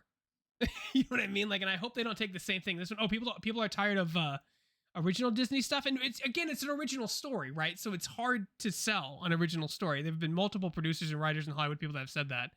So it's tough. Uh, but Mm. at the end of the day, like it was very. I don't think it was bad. Just it was very drawl and very forgettable. Like by the time you're done watching it, I'm trying to think of stuff I remember liking it now. The star is cute, but like I think the star, like everyone has to have the Baby Yoda thing now. That felt a little like algorithmic. You know, we have to have something cute that doesn't talk. You know what I mean? Like, so, I don't know. It was okay. I wouldn't recommend it honestly. It is they try a lot of new things. A lot of them don't work. But I hope I do see more of that stuff. Donovan, did you see Wish in the theaters or with your mom or your brother or anything? I've not seen Wish at all. This movie came and went. I forgot it was out when it was in theaters, but It reviewed maybe at some point I'll badly. get to it. It Yeah, reviewed badly, but that doesn't always mean a movie's bad, right? It doesn't necessarily means a movie's bad if it reviews badly. But yeah, it doesn't. It's has a lot going on. Like I said, a lot of new things. So didn't care for it. Didn't care for it. all Wouldn't right. recommend it. I hope we do see more of Disney animation going forward, and I hope they learn because you learn from your mistakes, right? That's the whole point. All What do we right. got next? moving up next, we have Ricky the art no the art. Stanicky. We're gonna do the Alfred Dodger first because my wife was like, we should watch. Do you want to watch the Artful Dodger? And I was like, I had no idea what it was about. I had no idea what it entailed, but I do like period pieces, especially when like they're semi accurate. Like I think like and this takes place. They're very hazy on when it takes place. It takes place sometime in the 1800s. It doesn't say when. Like I like to figure it out. I'm not a history nerd, but I like to like look at things around. Like, what kind of guns they have, if they have electricity, if they're using gas, that kind of stuff. So I couldn't really pinpoint and they do it purposely. I couldn't really pinpoint the era, but it's definitely 1800s. And it's actually like a spin-off of like Oliver Twist, and I didn't know that. And going into it, so you follow the basically the life of Dodger from the original Oliver Twist movie, and like what happened to him afterwards, like after Oliver Twist escaped and he got he got captured by guards, and so I thought that's a really cool concept. And then they bring, if you're familiar with that book, they bring Fagin in as well, and like Fagin ends up working under him, and it becomes like this cool kind of like espionage, like criminal underworld thing where they like form a gang, and they because he has there's these problems that they have, and Dodge needs money and he doesn't want to steal, but Fagin comes in and like kind of tempts him to do it, and he plays a doctor. And the thing that's the best is this is a medical drama at its core. Like this is healthcare in the 1800s. Very brutal, disgusting, like just wrong stuff, right? Like just it's really cool. Like some of the procedures they do are semi accurate. Some of the things that they talk about and how they thought it worked is just really cringy, but super interesting. I Mhm. really did enjoy it. Toward the tail end, to the last half of the season, it gets a little heavy handed on the romance. Like we get it. Like the Artful Dodger is a surgeon in the 1800s, and there's a baroness who wants to be a surgeon, but it's the 1800s. Women can't do anything. So like it's that classic trope of like, so she befriends him and they fall in love and they work together. And there's a really cool uh character flaw of Dodgers. He can't read. He's illiterate. He's a doctor and he can't read. So she can read. So she like reads for she shows him the pictures and she reads out loud to him, and he practices the procedure on like a corpse, and like he ends up being very good. So I really enjoyed it. Like I said, other than the romance being very heavy handed toward the end, like it was really, but it was. I enjoyed the time period. I enjoyed the costumes. I enjoyed the story. Oliver Twist does make an appearance in it, which is funny, and he's a complete asshole. So I thought it was really a really clever little movie. I'm really bummed because it did not get renewed for a second season. It's just a one season pop off. But if you like Victorian like London, and that style and like that kind of stuff, and medical dramas and like almost shenanigans, like heist shenanigans, check it out. Like I definitely think it's worth the watch. It also stars God, I wish I could remember his name. I looked it up before the thing, but he plays people know him from the Thomas Harry Potter Brody movies. Sangster. Yeah, he played Ares in the Wonder Woman movie. He also plays Professor. He plays the Warburg Professor in the Harry Potter movies. So he does a Oh, great we're talking job. about two different people. But it's an Also, Australian production too, which is kind of interesting because it takes place in a province of Australia. We're not sure where. Victoria. I'm not sure if that's a real port or not. But like it takes place in like as they're colonizing Australia. Like it just gotten like people for those histories out there. England sent their prisoners there for like decades, right? And it was just basically like an island they would send their convicts to, and they kind of touch on that a little bit here. It has a lot going on. Great costumes though, great sets, all sets, fantastic sets. Um, really did enjoy it. Like Donovan, there isn't like a heist element to it too, where like they form a crew and everyone has like their job, right? And they have like those stereotypical personalities. Like they have I think he's a Filipino named Flashbang who's like their pyrotechnic guy. So like he makes all their our gadgets. They have another person who makes like prosthetics and like little grappling stuff. Like it's a little fun movie. It's a really fun show. Uh, I recommend it. I'm really sad that it didn't get a second season because it does end like it was supposed to get a second season with. I didn't know familiar with Oliver Twist again, but Fagin always has a plan for a plan for a plan. There's always some grand scheme that no one's ever aware of that he's always two steps ahead of everyone else. That's kind of cool. It's very Batman-y, right? So like, I mean, I would check it out. It's on Hulu. The Artful Dodger, great show. Really sad that it did not get picked up for a second season. the only thing I could think of is that this trailer kept playing was that the guy who plays Artful Dodger, he was in the Maze Runner movies. He He's in is okay. those. I didn't. He's great. He's great. He's absolutely great. He's He in all three of them. blows it Mhm. out of the park. Yeah, he's great. Dude, I was gonna call him a kid. The guy's 34. He looks like he's 19. He's very That's young. also I He just looks very young. wanted to Yeah. mention that. Yeah.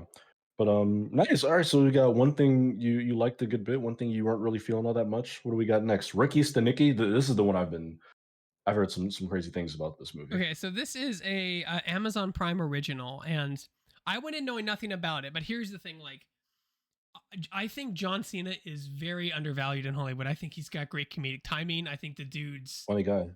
I think he's a tremendous actor when he can be. Like, the dude's got chops and he's got range. You know what I mean? Like, he's really talented actor, much better than The Rock. Hi-oh! All right, shots fired. But anyway, so it's about three friends that have like they get into trouble in the 90s, and they end up creating this like fake person named Ricky Stanicky, and so they start going through life like developing stories and excuses to do things they want to do. It's very malicious and very like lots of lies. Like, it's very bad. Like, you're like, that's such a bad lie. And they built on this lie for like 30 years, and they've created this person. They even have like a Bible about like to keep track of like everything they've lied about this person they've made up.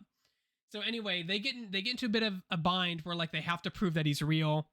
They end up meeting John Cena's character, whose name is Ron, and they hire him to be an actor. And this his character's like really wholesome. Like, he wants to be an actor so bad, and he's trained. And the part of the humor of it all is that he's like amazing. Like, he's an amazing actor. Like, they give him the Bible, and over the weekend he memorizes all of it, and he's correcting them on the stuff that they get wrong when they're telling him about the character, right? And he was an alcoholic. He goes straight because that's what the character did. He just like fully, it's like method acting to an extreme, right? Completely extreme. Anyway, so like, hijinks ensues. Like, it becomes tangled in this mess of lies, and it just gets worse and worse and worse. William H. Macy's hilarious in this. Like, he's got some comedic chops too. He's really good. Without trying to be funny, he's very good. And at the end of it, I want to watch it again because it was really funny. And on top of it, it was directed by Peter Farley.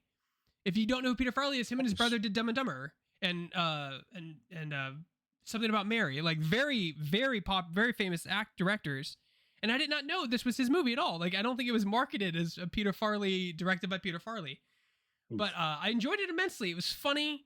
It had a lesson at the end. Like, everyone learned a lesson. Like, it wasn't no one gets off scot free, which is great. Like, I like when like something happens when there's no penalties. It bugs the crap out of me. Like, there were penalties to them lying for like a decade, 3 decades about this person, and I would highly recommend it if you like a comedy. If you like John Cena, John Cena is absolutely amazing in this. Please go see it. Like, I definitely think it's great. Wow, I was not expecting you to have such a glowing review of Ricky Yeah, Stanicky. I wasn't This is one of those either, movies. honestly. Like, This is one of those movies that, like, maybe 2 weeks before it came out, my buddy who I talk about movies all the time with, had messaged me, and he just sent me the trailer. He's like, "You hear about Ricky Stanicky, like this movie?" And I was like, "How is this real?" I thought it was like a fake movie trailer, like it was like from SNL or something. So I was like, "It's a John Cena, Zac Efron, Amazon Prime Video original comedy." I was like, "This is not a real movie." I watched it. I was like, "God damn it! I'll be damned. It is real." I didn't think it looked very good either, so I never ended up watching it. But I remember when it came out, I knew some people that watched it. They were like, "Oh, it's actually kind of fine. It was okay. It wasn't bad." So I'm glad you liked it. It has talented people in there. You already mentioned John Cena. Zac Efron's a great actor. Jermaine Fowler, who is the black dude in the main cast, he was in this movie called The Blackening, which was really funny. So I'm sure he's good in this too. So I'm glad that it was a pleasant surprise. it's the subtleties in all the actors' performances. Like Zac Efron, Zac Efron is a good actor. You're right, because he looks the whole movie. He looks terrified because like this is this lie that's in front of him, and he has to sell it. And he's like, his job becomes at risk. His marriage becomes at risk, and he's just like, you every single time he's on screen, something's happening. He looks like he's screaming internally. Like, he's just like the amount of like stuff that's on the line if this falls apart is like catastrophic, and it just keeps piling. The whole movie just snowballs, right? Like, and it just gets worse and worse and worse and worse to where like his wife's career is now on the line, right? And it's very, but again, it has like a wholesome feel to it too. Like, it's real. Like, yes, they all lied, but like the lie isn't what's funny. Like, they're all panicking. It's like John Cena is what makes it funny, but like they're all panicking. Like, they're all in big trouble. And I think that speaks to like just the direction too. Like I think Peter Farley like really knows how to like direct actors that are if there is improv, like they knows how to do them. Like John Cena has a lot of really funny lines that just sell. He goes cold turkey after being an alcoholic. He pees his pants in the airport. He's like, guys, don't worry, it's not what you think it is. It's just pee. And then, like there's like 3 seconds where it just stays on him, and I just to let you absorb the joke. I think I just that's the kind of editing. Editing now is so fast. Like it was nice to have that like space to let a joke hit, land, and have you react to it instead of just moving on to the next joke, right? Like instead of like just a mountain of jokes. But I recommend it. The three characters are pretty unlikable. Like that's the great thing too. Like all the major characters, but you start exploring their backstory and you start exploring like what makes them there. You mentioned that actor who was in The Blackening. Like he has a cool arc about like he's a writer. Like he doesn't know what he wants to do with his life, but he's been writing for decades, like making children's books. And like it's a really kind of like everyone has like one like redeeming quality to them, which is actually kind of cool. Like it's that heart that has been missing on a lot of comedies because it's a lot of just like let's get to the jokes thing. And like again, Peter Farley, who I didn't it wasn't even advertised in the movie as Peter Farley, right? Like yeah, like the red haired dude, I forget his name, but he's like loves being a dad. Like that's his big thing. Like he's an asshole, you don't like him, he doesn't treat his wife exceptionally well, but like he's like really proud to be a dad. And like he's really like the baby, the baby, the baby. Like he's all very focused. So like everyone has like a small redeeming quality.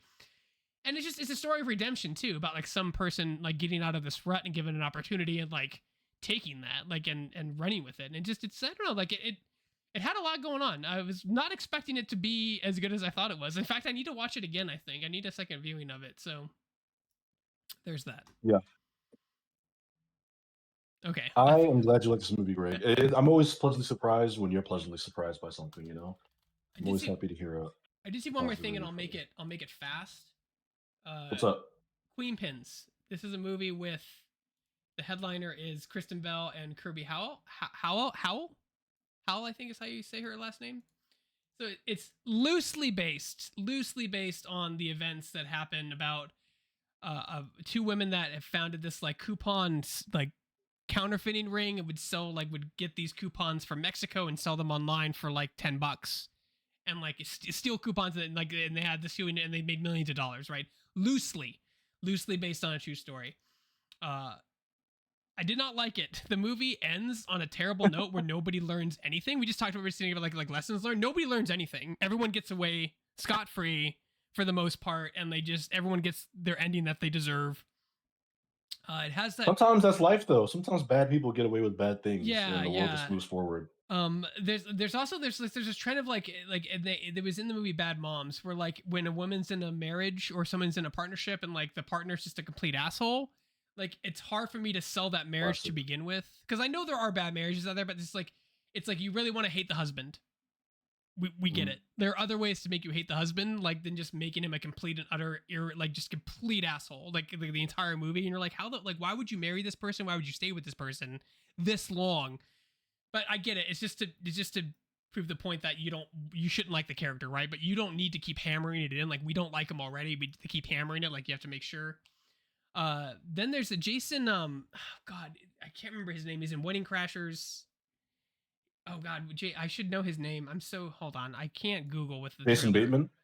No, not Jason Bateman. Let's see. I'm gonna. Greg wants to know who's Vince in. Vaughn. Vince Vaughn.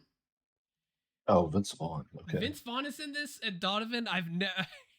look, look. This isn't a knock on him. We all age. We all get old. But man, did I feel it when I saw him because I remember seeing movies in the theater as a teenager, like Wedding Crashers, and even Jurassic Park: The Lost World. He's a baby in that. Right? There you go. Jurassic. Where's the bingo card? Jurassic Park. That counts. He's in it. He's great. He plays like this very straight edge, like he's a postal enforcer. And he's like but he's funny, but he looks so old, Donovan. He's old. And I You felt like that? every single time he was on screen, he was great. But I felt so old every single time he was on screen because I'm just like, that's not the person I saw in Jurassic Park: The Lost World. That's not the person I saw in Wedding Crashers because he's like in his like late 60s. You know what I mean? Like, anyway, it's an interesting story. It drags on for it's only an hour and a half, but it drags. It completely drags. It just drags on because it doesn't take itself seriously enough to be a drama, unfortunately, which would make a better drama than a comedy. It could be a dramedy, right? But it takes itself too too silly at the end. It drags on. Nobody learns any lessons.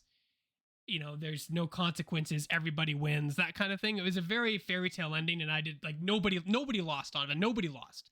Everybody won. Even the good guys and the bad guys. And so it was very weird.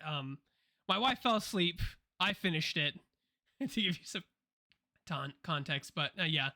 So wouldn't recommend Queen Pins. Hit a swing and a miss. So that's two things. Which two things I liked, two things I didn't like. We'll keep it there. Well, there you go. I'm glad you're like in the weeds, watching the movies I'm that other people aren't trying. willing to watch. You know, I'm you're doing trying. the Lord's work, getting the job done. We appreciate you for it, Greg. Um, Speaking of doing the Lord's work, I can review a film here Yes. What did you see? that Ninja Turtles. no, Greg. I watched a movie called The Fall Guy. Oh, you Uh, went and saw that movie? It looked terrible. I went and saw The Fall Guy in theaters. I went and bought a ticket. Well, I have AMC Stubs A list, so I didn't buy a Right. ticket. I just redeemed one of my Right. free movies of the week to go see it. And the thing is, like, when they announced this movie, or when the trailers first came out, I was like, it looks like it looks like mediocre. Like, it doesn't look horrible, doesn't look like great either. And I saw some reviews. And when I say reviews, I just mean like people I follow whose opinions I respect were like, you know what? It's like it's a fun time. They're like, if you just like are in for like the silly nonsense, it's a fun time. And then a buddy of mine who I like, we talk about movies all the time. He saw it and he was like, "Oh man, that's like one of my least favorite movies of the year. I hated it." He's like, "It was awful." So it just in general, a lot of mixed opinions on this movie. So I had no idea what to expect going in. But what I did know is that I really like Ryan Gosling and I really like Emily Blunt. I think they're great actors. I think Ryan Gosling's charming. Obviously, when I reviewed Barbie, I talked about him a lot. I think that he's good in almost everything he's in. He's always great. I enjoy him all the time. And I could say the same for Emily Blunt too. Obviously, I think she's done less movies at this point than Ryan Gosling has, but Emily Blunt is very charming. I like her and She everything is. she's in as well. She So I'm is. just like, yeah. So I'm like, I'll go see this. Like, I like the leads in it. I think the story is kind of wacky enough that I'm interested. I also should say that I like movies about filmmaking. I know it's niche and it's kind of people have mixed feelings on it in general, but I like movies that are about movie making. And this movie is all about like a Stuntman. stunt man, and it's about like the behind the scenes stuff, and they dive into that, and he has like a terrible accident, and the movie's about like not his physical recovery but like his emotional and mental recovery and his ego and his relationship with this woman who, like, Emily Blunt is this upcoming filmmaker who kind of gets her own big break as a director, and he wants what's best for her, but their relationship's kind of been all messed up since his accident because he isolated himself. But then, like, the lead actor on her new movie goes missing. He's got to go jump out and find him. So it's this interesting, like, dynamic they have. And I'll say that I didn't love The Fall Guy, but I thought it was fine. I would say if you made me go thumbs up or thumbs down, you made me do it. I think I go just barely thumbs up. Like, it's just okay enough. I think it's like in a very aggressive 7 out of 10, 6.57 out of 10 range. Um, some of the things I don't like about this movie is that it, and I hate critiquing screenwriting so much because I know how hard it is, and It's I respect tough. screenwriters a lot. Yeah. But there are parts of this movie where it thinks it's so much smarter than it actually is. Like, there's, like I said, it's a huge nod to filmmaking, specifically stuntmen, but also just like the filmmaking process in general. And they talk a lot about like directing a movie, writing a movie, producing a movie, and there's a scene where like Emily Blunt's character calls Ryan Gosling's character while he's on a mission, and she's like asking for like his advice on like some like filmmaking editing decisions, and she's like, "Oh yeah, I'm thinking of for like the romance scene, we'll do like a split screen camera to really show the juxtaposition of the two characters in their lives at the moment." And then like as she's saying that, the movie split screens to show them on the and they're doing stuff like that, and I'm like, I get it, it's tongue in cheek, but I'm like, you're not as clever as you feel like you are in these moments. Or they reference a lot of other movies, like they name drop other movies and filmmakers. They do it a lot. And most of the time they're doing it, they're naming better movies, which is never good. Like I appreciate a good reference as much as the next guy. But when you're just going down a laundry list of like better action movies or like better filmmakers, it just makes you look worse in comparison. I'm like, man, I actually would prefer to be watching that right now. Like there's a lot they talk about like Love Actually. I'm like, oh, that was a good rom com in my head. When they say it, I'm like, man, that would have been really fun to be watching right now instead. It also does the modern like blockbuster movie thing of like the needle drops are a bit like over the top.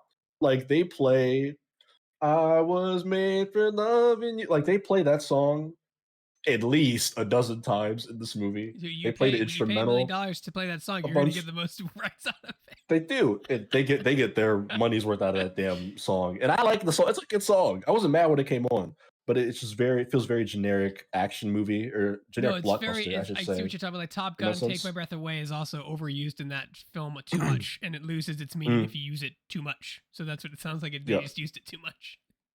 Yeah, they use it a whole lot.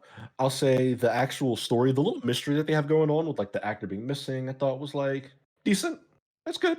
I didn't think it was bad. It was interesting. It kept me engaged enough.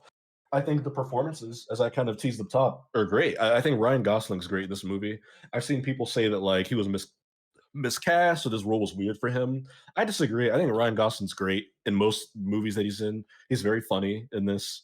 I think that he kind of plays that down on his luck kind of stuntman character very well. Emily Blunt is great. She's charming. The whole most of the movie takes place in Australia, which I didn't know, because that's where they're like shooting this movie that the story revolves around. Um, she's good. They have a couple scenes. All the scenes where they're just together and they're kind of just talking about their relationship or their careers, I think are all very engaging and impactful. They have some and so I think that the action's good in this movie, but I'm also not like a big action movie person. Like my buddy who I said hated it, he's a huge action movie nerd. Like he loves action films; they're all his jam.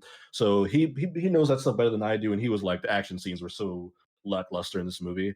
Um, there were a couple scenes like there's a scene that keeps showing in the trailer where there's like the chase through the street where they're like on the back of the truck. That was a Fast and Furious ass scene. I could have left that. I did not enjoy that scene at all. But other than that, there are a lot of good action set pieces in there. Like I said, the characters are good. They have I think her name is Hannah Waddingham, something Waddingham. She's in Ted Lasso. She's one of the main characters in this. Although her character was kind of strange, but she's fine in that role. But overall, it's just very fine, very generic action movie. You can tell that Universal thought this was going to be like the summer blockbuster hit for Oh, their May release, season. yeah, for sure. It's yeah, it's definitely not going to be that. But I think it's fine. It's not like horrible. It's not going to be the worst movie of the year, but Do you I thought do it you was just decent. do you feel like this would have been a better drama than it would like an action comedy? Like, do you think if they would have taken it a little more seriously? Because I feel like that's the problem with a lot of these movies is like they go too far to the comedy or the action genre, and the seriousness is toned down because of it. And because I feel like it would have been benefited from more of a drama. Because it sounds like to me like it's an action Mm, comedy based on what you've told me. it is an action comedy. I don't know if that would have made the movie better. Because my thing is, I also think that a lot of movies take themselves too seriously. On the other side of that, like I don't know. I feel like every movie thinks it's like such serious uh Oscar drama that I'm fine with the movie that's like willing to Yeah, be no, it doesn't have silly to and be that dumb. deep. But just Um, more relatable, right? More serious can be good for characters and development and stories sometimes than just gag or yeah, stunts. Yeah.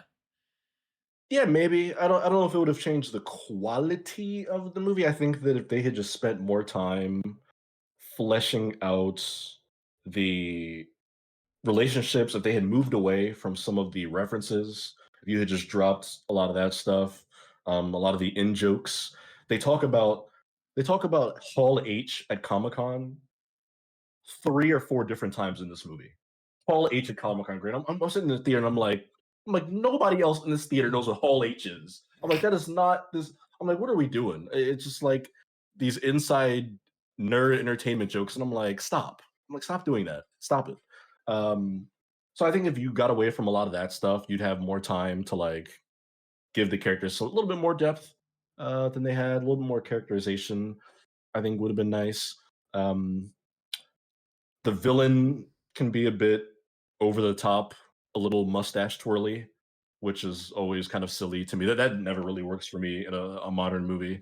Whenever your villain is just an over the top evil son of a bitch who doesn't really have any sort of Redeeming. He's not Shades of believable Grey. He's like just evil. Yeah, doing he's just evil. yeah, the motivations aren't like rooted in anything good or meaningful. It's just like I'm just a horrible person and I will get what I want by any Yeah. means necessary. It's like all right, well that's not compelling. Um, So yeah, it's a very meh action movie. You're not missing anything if you don't see it. But I also wouldn't like hammer it. I wouldn't be like, oh my god, I can't believe I wasted 2 hours of my life. I thought it was fine. I enjoyed some moments of it for sure. Um, I imagine if this movie was starring different actors, it'd probably be even worse. But it is just all right. The I Fall feel Guy. like if we're getting, I feel like this is an example like we may be getting away from the algorithmic casting. Like I like Ryan Gosling, I do, I like him. I think he's a talented actor. He's got chops. He can sing. He's funny. He's got good comedic timing, right? So Emily Blunt too. Like Mhm. she's funny. She's charming. She's got good comedic timing. But I feel like there's certain situations where I feel like they thrust certain individuals into a film because there's a box office attachment. I've talked about this before, right? Like Ryan Gosling should guarantee X amount of residuals, and I feel like the farther we get away from that, which is good, we should be casting actors, well known or not known, to roles that fit them well, right? Regardless of Mhm. what the attached box office revenue of having their name on a poster is. And maybe this is like the first movie because like that, these are two huge names. David Lynch is even a huge name. You know what I mean? Like, and it didn't do very It's well. David Leitch. David David Leitch. Leitch. Oh, It's okay. the dude. It's the dude who did he co-directed the John Wick movies. He did Deadpool 2. He did Atomic Blonde, if you remember that. He's a big action movie guy. It's this whole thing. He was a stunt man who became a stunt coordinator, then a director. Now he directs movies, so that's his whole thing. So Okay, he's a so big sorry, not action. not the guy who did Boondock Saints. No, it's not David Lynch. Close, That would be but that's insane that's if an David. acceptable mistake for me though because I'm dyslexic, so I can see It why they'd is. be They like, "Oh, sound David Lynch." I'm like, "This doesn't seem like a David Lynch movie. It seems way too funny." Like what? that'd be nuts. Yeah, yeah. um, Lynch versus Leach. But go ahead. it's funny because I have a story that ties into this. Like I've been on sets before in LA at Sony where like I've talked with not the stuntmen themselves, but like their crew. Like there's a crew. Like people don't understand like how much time and energy go into real stunts. Like you have to choreograph it out. You have to plan it. There's like trigonometry involved. Like it's nuts. Like how much. I mean, this could be just for like a car flying off a cliff, and that's it. Like that's the 6 months of prep for one car to fly off a cliff, right? Because it has to be done flawlessly. You don't get a second take. So they do timing, they test, they do mock-ups, they do math, they do geometry, they do physics, right? And then they test and they test and they test and they shoot and they do a dry run. And it's so much work. It's all this hurry up and wait, right? It could be like 4 or 6 hours to prep the shot, and the shot's 30 seconds, right? So that Hmm. that part, like you said, it really fascinates me. And Yeah. when if and a movie like that, I feel is a huge missed opportunity to show that back end and how much goes into a stunt and how long it takes and how like because like the movie just seems like it's just him doing stunts. Does he Mhm. have a Well, team? no, they show other stunt like men. Like there are multiple people who do stunts in the movie. Like they do. I think what you would like if you did watch this, anything you would like from it would be they do show some of the BTS stuff. They're more heavy on the first half of the movie than they are the second half. But they do show other stunt workers. They show like the setup of like putting like the stunt together and uh you know there's a part of the movie where like he's like in a car that does like a bunch of flips, and then as soon as it's done flipping, like they all run over to Yeah. him and they're like spraying the car down, and he like sticks the thumb up out of the window, and they're like, "Oh God, okay, thank goodness." And Ryan Gosling even has a line where he's like, you learn as a stuntman, like it's always thumbs up. Like if you can, you just put the thumbs up and let everyone know you're okay. Which kind of factors into him kind of like hiding his emotions and No, stuff. But it's absolutely, not was like because it you have was people a on waiting to call paramedics. Sometimes paramedics on location ready are like depending on mhm, the severity of the stunt. Like it's just it's I think yeah. like as movies get made faster and faster and faster, we lose that like hindsight of like it's a production. There's thousands of people who work on this. It's not just I'll use Ghostbusters, and it's not just the Paul Rudd show, right? Like there's thousands of people that work on this movie, and like and that's getting lost, and I don't want that to get lost because it is they call it a production for a reason, right? Like that's the whole point. Like it's the Colin what's it called, the Colin Quinn show. Like it's not just Colin and his band. There's like hundreds of people who work together to put that show together, but like when you see it, you just see Mhm, Colin in the band. Like you know what I mean? So like it's the behind the scenes stuff I think is cool because it shines a light, like you said, on the writers, on the grips, on the electricians, on the DPs, on the cameras.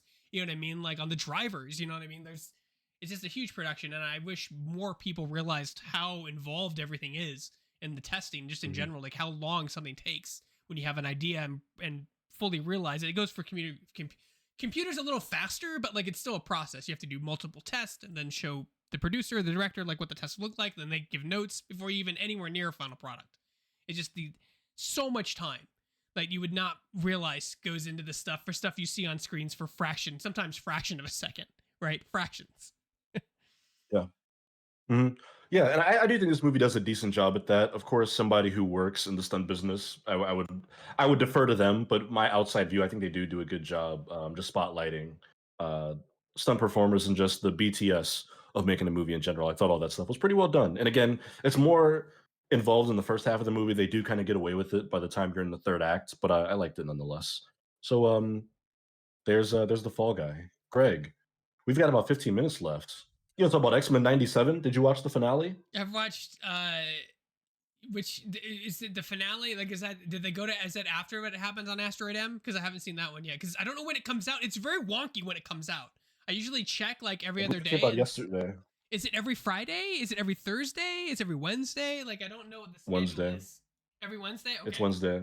Well, the last episode's out, so it's done. The final No, episode but came you out can yesterday. spoil the Season. form because like I know where it's going, and I've like it's the cool thing about the show is it takes multiple story arcs and like kind of mishmashes them all together, which is kind of cool. So rather than having like a 10-page arc about this, like it Right. ends like it speeds up and remixes it, but it still works because it still has the comic flair, right? It still does everything it does. So I haven't seen it Mm. yet, but please, like we can talk about it. I don't mind talking about it. I don't mind spoilers. I'm weird. Okay, well, you don't. You're weird. Everybody else is not. I'm not gonna say what happens in the episode because it came out yesterday. I'm not gonna spoil it on a live stream, but it's great. I mean, X-Men '97 is awesome. I just started it last week. I was behind on the show. Um, I enjoyed it quite a bit. It's just a great television show, you know? Like, I think I went into it expecting it to be like a nostalgia berry, where it's like, remember when the animation looked like this in the '90s and when the music sounded like this? That's what I expected it to be.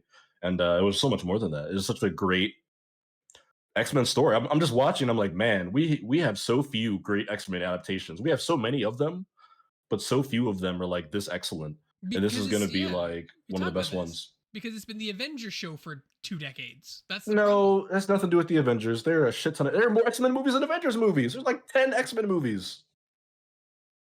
And like seven of them are not good. Yeah, that's the problem. That's in cases the problem. But like, no, remember, I was around when they shafted all the X Men to focus on Avengers. The second that started to pick up, before they merged with Right, but I'm talking Fox. about the movies. Yeah, Fox had nothing to do with Marvel Studios in 2012. They were still making X-Men movies. They were they just were. making bad ones. They Well, were. They're Days of making Future bad, Past was very, good. very bad First Class was adaptations. good. First But I'm Class just was like, is phenomenal. Yeah, it was a good movie. the X-Men have had a lot of there have been a lot of X-Men movies and TV shows, It even does when you get into this. spin-off stuff. It And does I'm just this. like, Yeah. so much of it is not great. This is was a very good. This will be like I think top three X-Men adaptation once it's all said and done. But it's just such a great show. It's just all these characters feel so genuine to who they are, how they're written. They do a great the X Men thing of giving everybody their moment to shine. The way they carousel and highlight all those characters.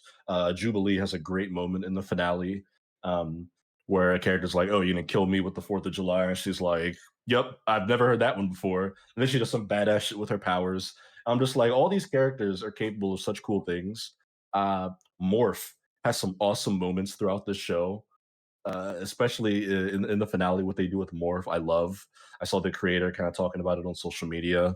It's just such you can just tell that from every line of dialogue that was written, every frame that was animated, like these people know the X Men and they love the X Men so deeply, and it just shines through in the storytelling. And it goes wacky places, but also X Men comics go wacky places. So They do, and like that's the thing about it. It yeah. works so well in the show because it even has that like. And if you ever seen an episode of the original X Men show or the Spider Man show, like there's so much story they have to get within 17 18 minutes, and like but they still maintain that pacing, which is super fast. It's like super fast pacing, like not a lot of stuff hangs because like you don't need it to. It's like, you're on to the next thing, which but like, and it's such a 90s way of superhero animation, which is like I said, if you ever seen like if you ever watch a Spider-Man one's a great example. 90s Spider-Man talking nonstop, there's no dead air. Like even when they're fighting, like they have to get the plot across because they had such a limited time. It works a little bit differently for streaming, but I'm happy that they kept that same pacing, the fast, super fast pacing of like just going from going. We got to get through the story arc. Okay, it's boom, we got through it. Now next story arc. That's It's interesting that you mentioned that because these episodes are a little chunky. Like these episodes mhm. are sure like 35 to like 38 Yeah, minutes long, which would have been too long for a television block if these were on like a half hour. You would have had to cut these episodes almost nearly in in half to get half. them down to commercial room and stuff. So that was interesting, like them being on Disney Plus, that they can just be 36 minutes long, which obviously X-Men animated series had to be much shorter than that. Um, but it works in their favor. I don't think there's like a minute wasted in this season. Did you catch the reference? It's not. I think you've seen this episode because it was a couple episodes ago, or maybe the one before last, where Cyclops gives the costume. I forgot who was it he gives the costume to, Cable? and they're like, "Oh, maybe yeah, I think it is Cable." And he's like, "Oh, like we're Yeah. wearing this," and then Cyclops like, "Would you expect black leather?" Yeah. Which was the reference to the X-Men movie, where he's like, "Would you expect yellow spandex?"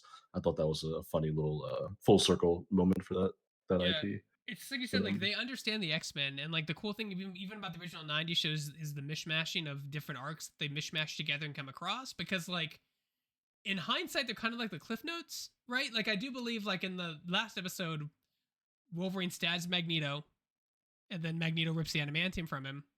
And I do believe, I think it's been years since I read the comics. I do believe like Colossus is there. Colossus has already turned. Like Magneto had already like grabbed some of the X-Men to help him do something. I forget what it was, but they were all on Asteroid M, and like it's stuff like that. Like it's like I remember reading about that, but it was like slightly remixed, which was fine because the point still got across, right? And like it's funny because you watch this show and you're like, I'm actually on the Magneto bandwagon, dude. Like the dude like wants to murder and enslave all of mutants. Like no, absolutely not. I'm going with you to Asteroid M. We can't let we're not gonna let Bastion do this. And speaking of like what an like Bastion was such an interesting character in the comics, and like to make him work and explain him so well in the show is like an accomplishment because he's a complicated, weird yeah. ass character, super weird, right? So I mean, he's a technopath, right? But he's even more than that, right? He's like he was derivative of like master mold DNA as a sentinel in organic form. But they explained it so well. They explain everything so well. You know what I mean? Like if something's not clear, like but they do it quickly enough to where it doesn't distract me. You don't have like a 10-minute flashback sequence. You know, like it's Mhm. cut in maybe 2 minutes. You know, they make sure to get the amount of everything on frame at a time. And like Nicole was like, is Magneto dead? I was like, did we see a body? And she's like, no. I'm like, then that's what's the cardinal rule of thumb? You know, no one's ever really dead. You know, and I have a feeling I haven't seen the last episode, but I have a feeling Gambit's coming back.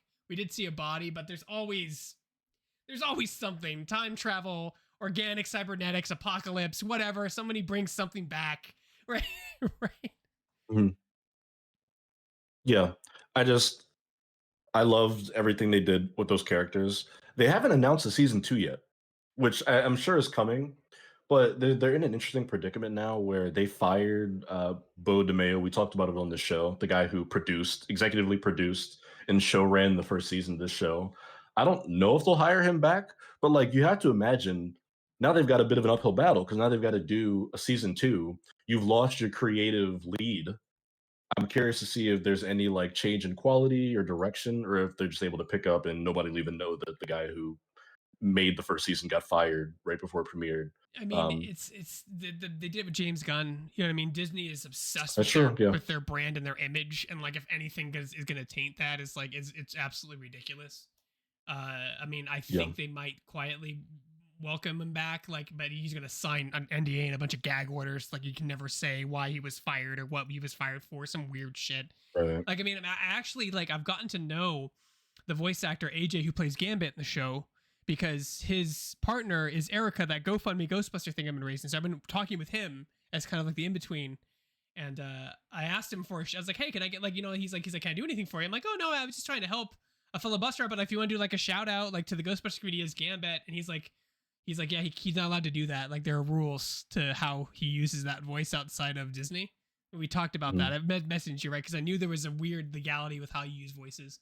So they're very worried about the Gambit voice. But no, I think like it's just a great show. Like it's just a fantastic show to return. It's X-Men like finally coming back after like I feel like decades of, like you said, terrible movies that always like to go down the Dark Phoenix route. And I don't know why they like to go down the Dark Phoenix route. It's such an overused arc. It's interesting Yeah. enough. They mention it in here, but they don't do it again, which I was Yeah, glad please that God. that was Let's like. like there's more interesting arcs to follow than Dark Phoenix for like the eighth time. Like we're good. I mean, even when they go to space and I'm seeing like Corsair and Gladiator and the space pirates, like even then I'm like, they're X-Men. They're interesting enough. We don't need to go to like the depths of outer space. You know what I mean? Like it just gets even more weird, right? When you have time travel Mhm. and alternative, it just stacks on the weirdness, which is funny because like since the Mojo episode, like, can we get an X-Men brawler now? Like, can this be the thing that sparks like not an, I don't want a cinematic universe, but just like having the X Men back in the limelight. Can we get X Men games back again? Can we get another X Men Legends? Like, can we do this now? Like, can they, are they allowed to X-Men come back Legends in of the Blast in the spotlight now that past. Infinity War kind of happened? Are they allowed to come back now? That's my big thing. Hey, the X-Men were in Marvel Ultimate Alliance 3, the Black Order on Switch. You just didn't play it, you know? They You just were, didn't they show it any were, love. they were. They were there. Um, yeah, I mean, you'll definitely have X-Men media because the X-Men make money. So that's the beginning and end of that discussion. Yeah, I think it's great. I hope the show goes on and on and on and on. I look forward to seeing what they do. They do leave it on a to be continued, so I'm curious to see where they pick up the next season. Feels like there's never been a more guaranteed thing than a second season of this show, although they haven't announced it. Just with how well it's been received critically, it's like nobody's got a bad thing to say about the show. Everyone loves it, so usually a good indicator that a thing is going to Yeah, come back absolutely. If it for doesn't divide future a fan base, is future always a good rotations. is always a good sign. It's absolutely a good sign. Yeah, so there you go, folks. X-Men '97, absolutely I'm gonna go great watch the season television finale. program. Yeah, you have to let me know what you think once you watch that. Just shoot me a message or something. But with that, I think we're going to go ahead and wrap up our show here. That has been Shacknews Presents Pop Goes the Culture. Had a bunch of cool topics for you today, a very lengthy review segment. Talked about a bunch of shows and movies. We'll be back to do it again next week, I believe, even at our regular time, 4 p.m. Eastern, 1 p.m. Pacific. But until then, please stick around for more content here on the Shacknews Twitch channel. Got a big stream coming up. We'll see you there. In the meantime, I'm Donovan Erskine. That is Greg Burke. This has been Pop Goes the Culture. See you around.